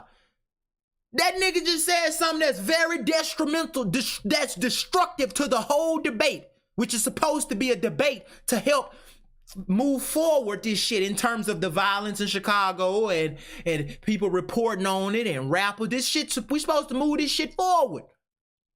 A relevant question would be, why are you trying to debate and be a street nigga at the same time? If that nigga said, well, how am I gonna be a street nigga and get on here and say he bodied somebody? My first response would have been, well, looks like you can't be a street nigga right now. How about you stop being a street nigga? How about you stop today? I would have asked that nigga that right then. The fuck? Like, I'm telling you, man, look, when they let me in the door, I'm not finna play, man. I'm not finna fucking play with these people. When we blow up, bitch, when I got 1 million subscribers, when I got niggas fucking reaching out to me, trying to, Farah, what you think about this? Hey, goddammit, It's Cardi B. You want to go live? You fucking right I do. Because I'm finna make you kick me up off that bitch. Because I'm finna say some shit to all these people that y'all ain't never talked about. The fuck? Like, nah, man. The fuck? Like, I ain't finna do that. Nigga tell me I'm gonna ask the relevant questions. And then, man, let me go and get off here. Hey, look, that shit crazy. We gonna pick this shit up. Let me write this timestamp down so I know where to start from tomorrow. Hold on, y'all. Because I got to get off here and go and do my yoga. I'm hungry. Yeah, 1 hour, 13 minutes and 39 seconds.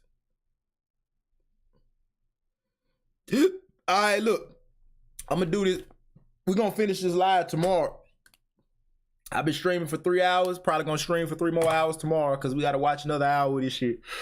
I'm gonna try to do it late in the evening so y'all all catch it. Blanco, I'm gonna hit you up when I do. Yeah, man, this shit crazy, y'all. But look, I love y'all, all my motherfucking people on Twitch. I see y'all, man. I love y'all so motherfucking much. Give me 1 second. I want to show y'all something. Before we go. Shrink that down. Move that over. All right, give me 1 second, gang. Give me 1 second. Let me pull up some more shit. That shit crazy though, man. I can't believe that shit. Like a nigga really said that shit. How I'ma be a street nigga and get on live and say he bodied somebody? Like, nigga, well, you need to get the fuck off live then. What the fuck? Like, you don't need to be on here. We trying to have a debate, and your street life is getting in the way of this shit. Like, we need a nigga who willing to fucking talk that shit. Like, cause what is you talking about? Nothing looks like it. Fuck. That shit crazy as hell. Like, man. Yeah, nah, I'm finna upload this shit on YouTube soon as I gotta edit this other video. I just downloaded a new editing software on my PC. So I'm finna actually upload that 4.5 hour stream from day 4 yesterday. I'm finna upload the reaction I did today, and I'm finna upload oh fuck, this the wrong page. And I'm finna upload I'm finna edit this stream that I just did, and then we're gonna upload this bitch tomorrow. I mean, we're gonna upload this bitch probably tomorrow after I post the skits and shit. All right, look, y'all. Here go my channel for all the clips and shit. Let me move the chat out the way. Here go my channel for all the clips and shit. Y'all can go to my main channel that you own right now and just click this button right here. Look at my mouse. You see my mouse on the screen? Click the channel section. Click the channel section on my main channel, and it'll pull up this channel. Y'all can go subscribe to this channel. This is the channel that I'm gonna be posting. I'm gonna be you see this video right here? It's 32. Watch. I'm gonna give y'all. Hey, where's Khalifa, bitch? Hey. Oh my God, nigga, I am fucked up in the head. See, this video right here was 32 minutes long. It was me reacting to Wiz Khalifa talking about how not smoking, stop when you quit smoking, it don't change your life, it don't do nothing to you, like that crazy shit. It was a 32-minute long video about this one topic. See, I'm gonna do a lot of videos on this channel talking about different topics and shit, different shit. Sometimes I'm gonna stream the topics, like these topics right here that I showed y'all earlier. I don't know if I'm gonna make an individual video about each of these topics and then upload each individual video to this YouTube channel right here. Or if I want to, I don't know if I want to stream each of these, do a stream and just stream each topic in one, like do a whole stream talking about all of these topics right here. It's 11 topics, do one stream for every topic, and then cut the video up and then upload each individual clip on this channel. I don't know what I want to do, but regardless of what I do, it's going to get posted on here. You know what I'm saying? Until this channel gets big enough to stand on its own, because right now it ain't that big. So if I post a video, it ain't big enough to grow by itself. It still needs me to promote the channel to grow. So until this channel gets big enough to grow by itself and shit, I'm gonna be dropping a lot of the full length streams on my main channel, and then probably double uploading them over here and uploading clips over here and shit like that. I gotta work on it while it's still a baby right now. But as we grow that motherfucker, I'm gonna start, more and more shit. I start streaming on this channel and dropping exclusive clips on this channel. So Y'all can go subscribe to this channel right here. Farad M the Night. You know what I'm saying? Go you can find this one. Let me see. Let me see where can y'all find it. I took the fucking, I can still see the chat. I just took that bitch out the screen. If you want to subscribe to my new channel, just go to my main channel and then hit, give me 1 second. All right, there we go right there. Okay, here we go. If you want to subscribe to my new channel, just go to my main channel right here and then hit the channel section. And there you go. See, you can subscribe right there. So y'all go do that. And if you ain't a member, you can become a member and you can watch all these new videos right here before they come out. You can watch them early before they release. You know what I'm saying? For what? How much is it? I think to become a member is like $1.99 a month. You know what I'm saying?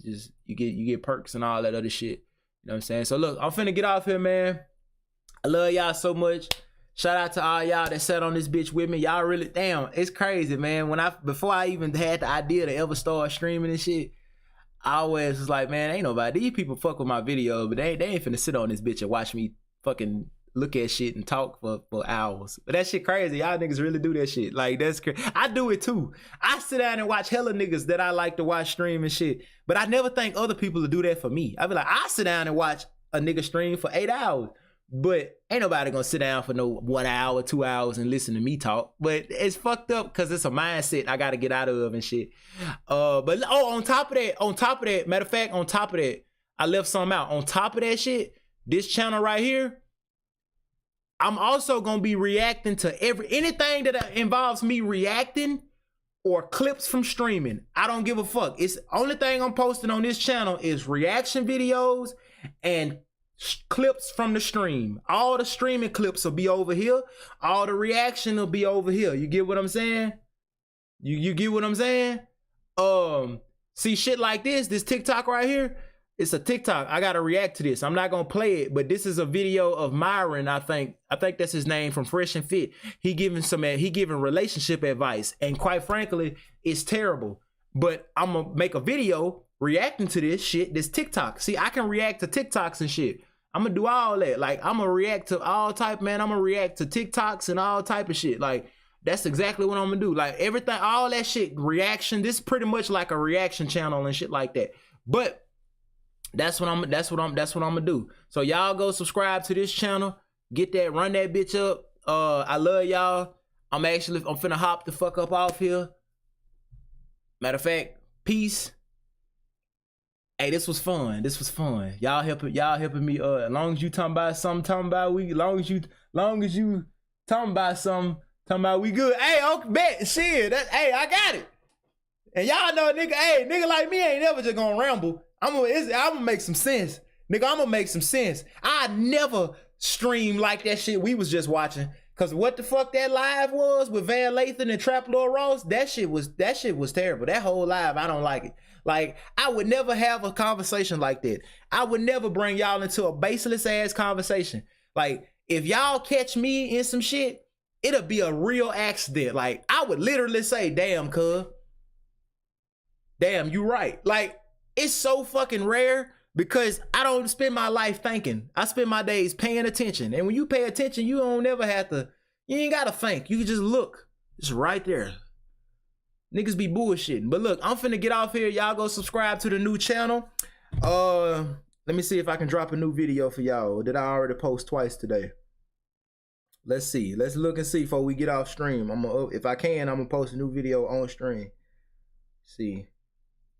9 hours. Oh, damn. Okay, I already posted 2 videos today. How King Von was in that documentary and people who believe everything the pastor say. I actually did a video about Chicago Dave ass. It's called How Street Dudes Argue.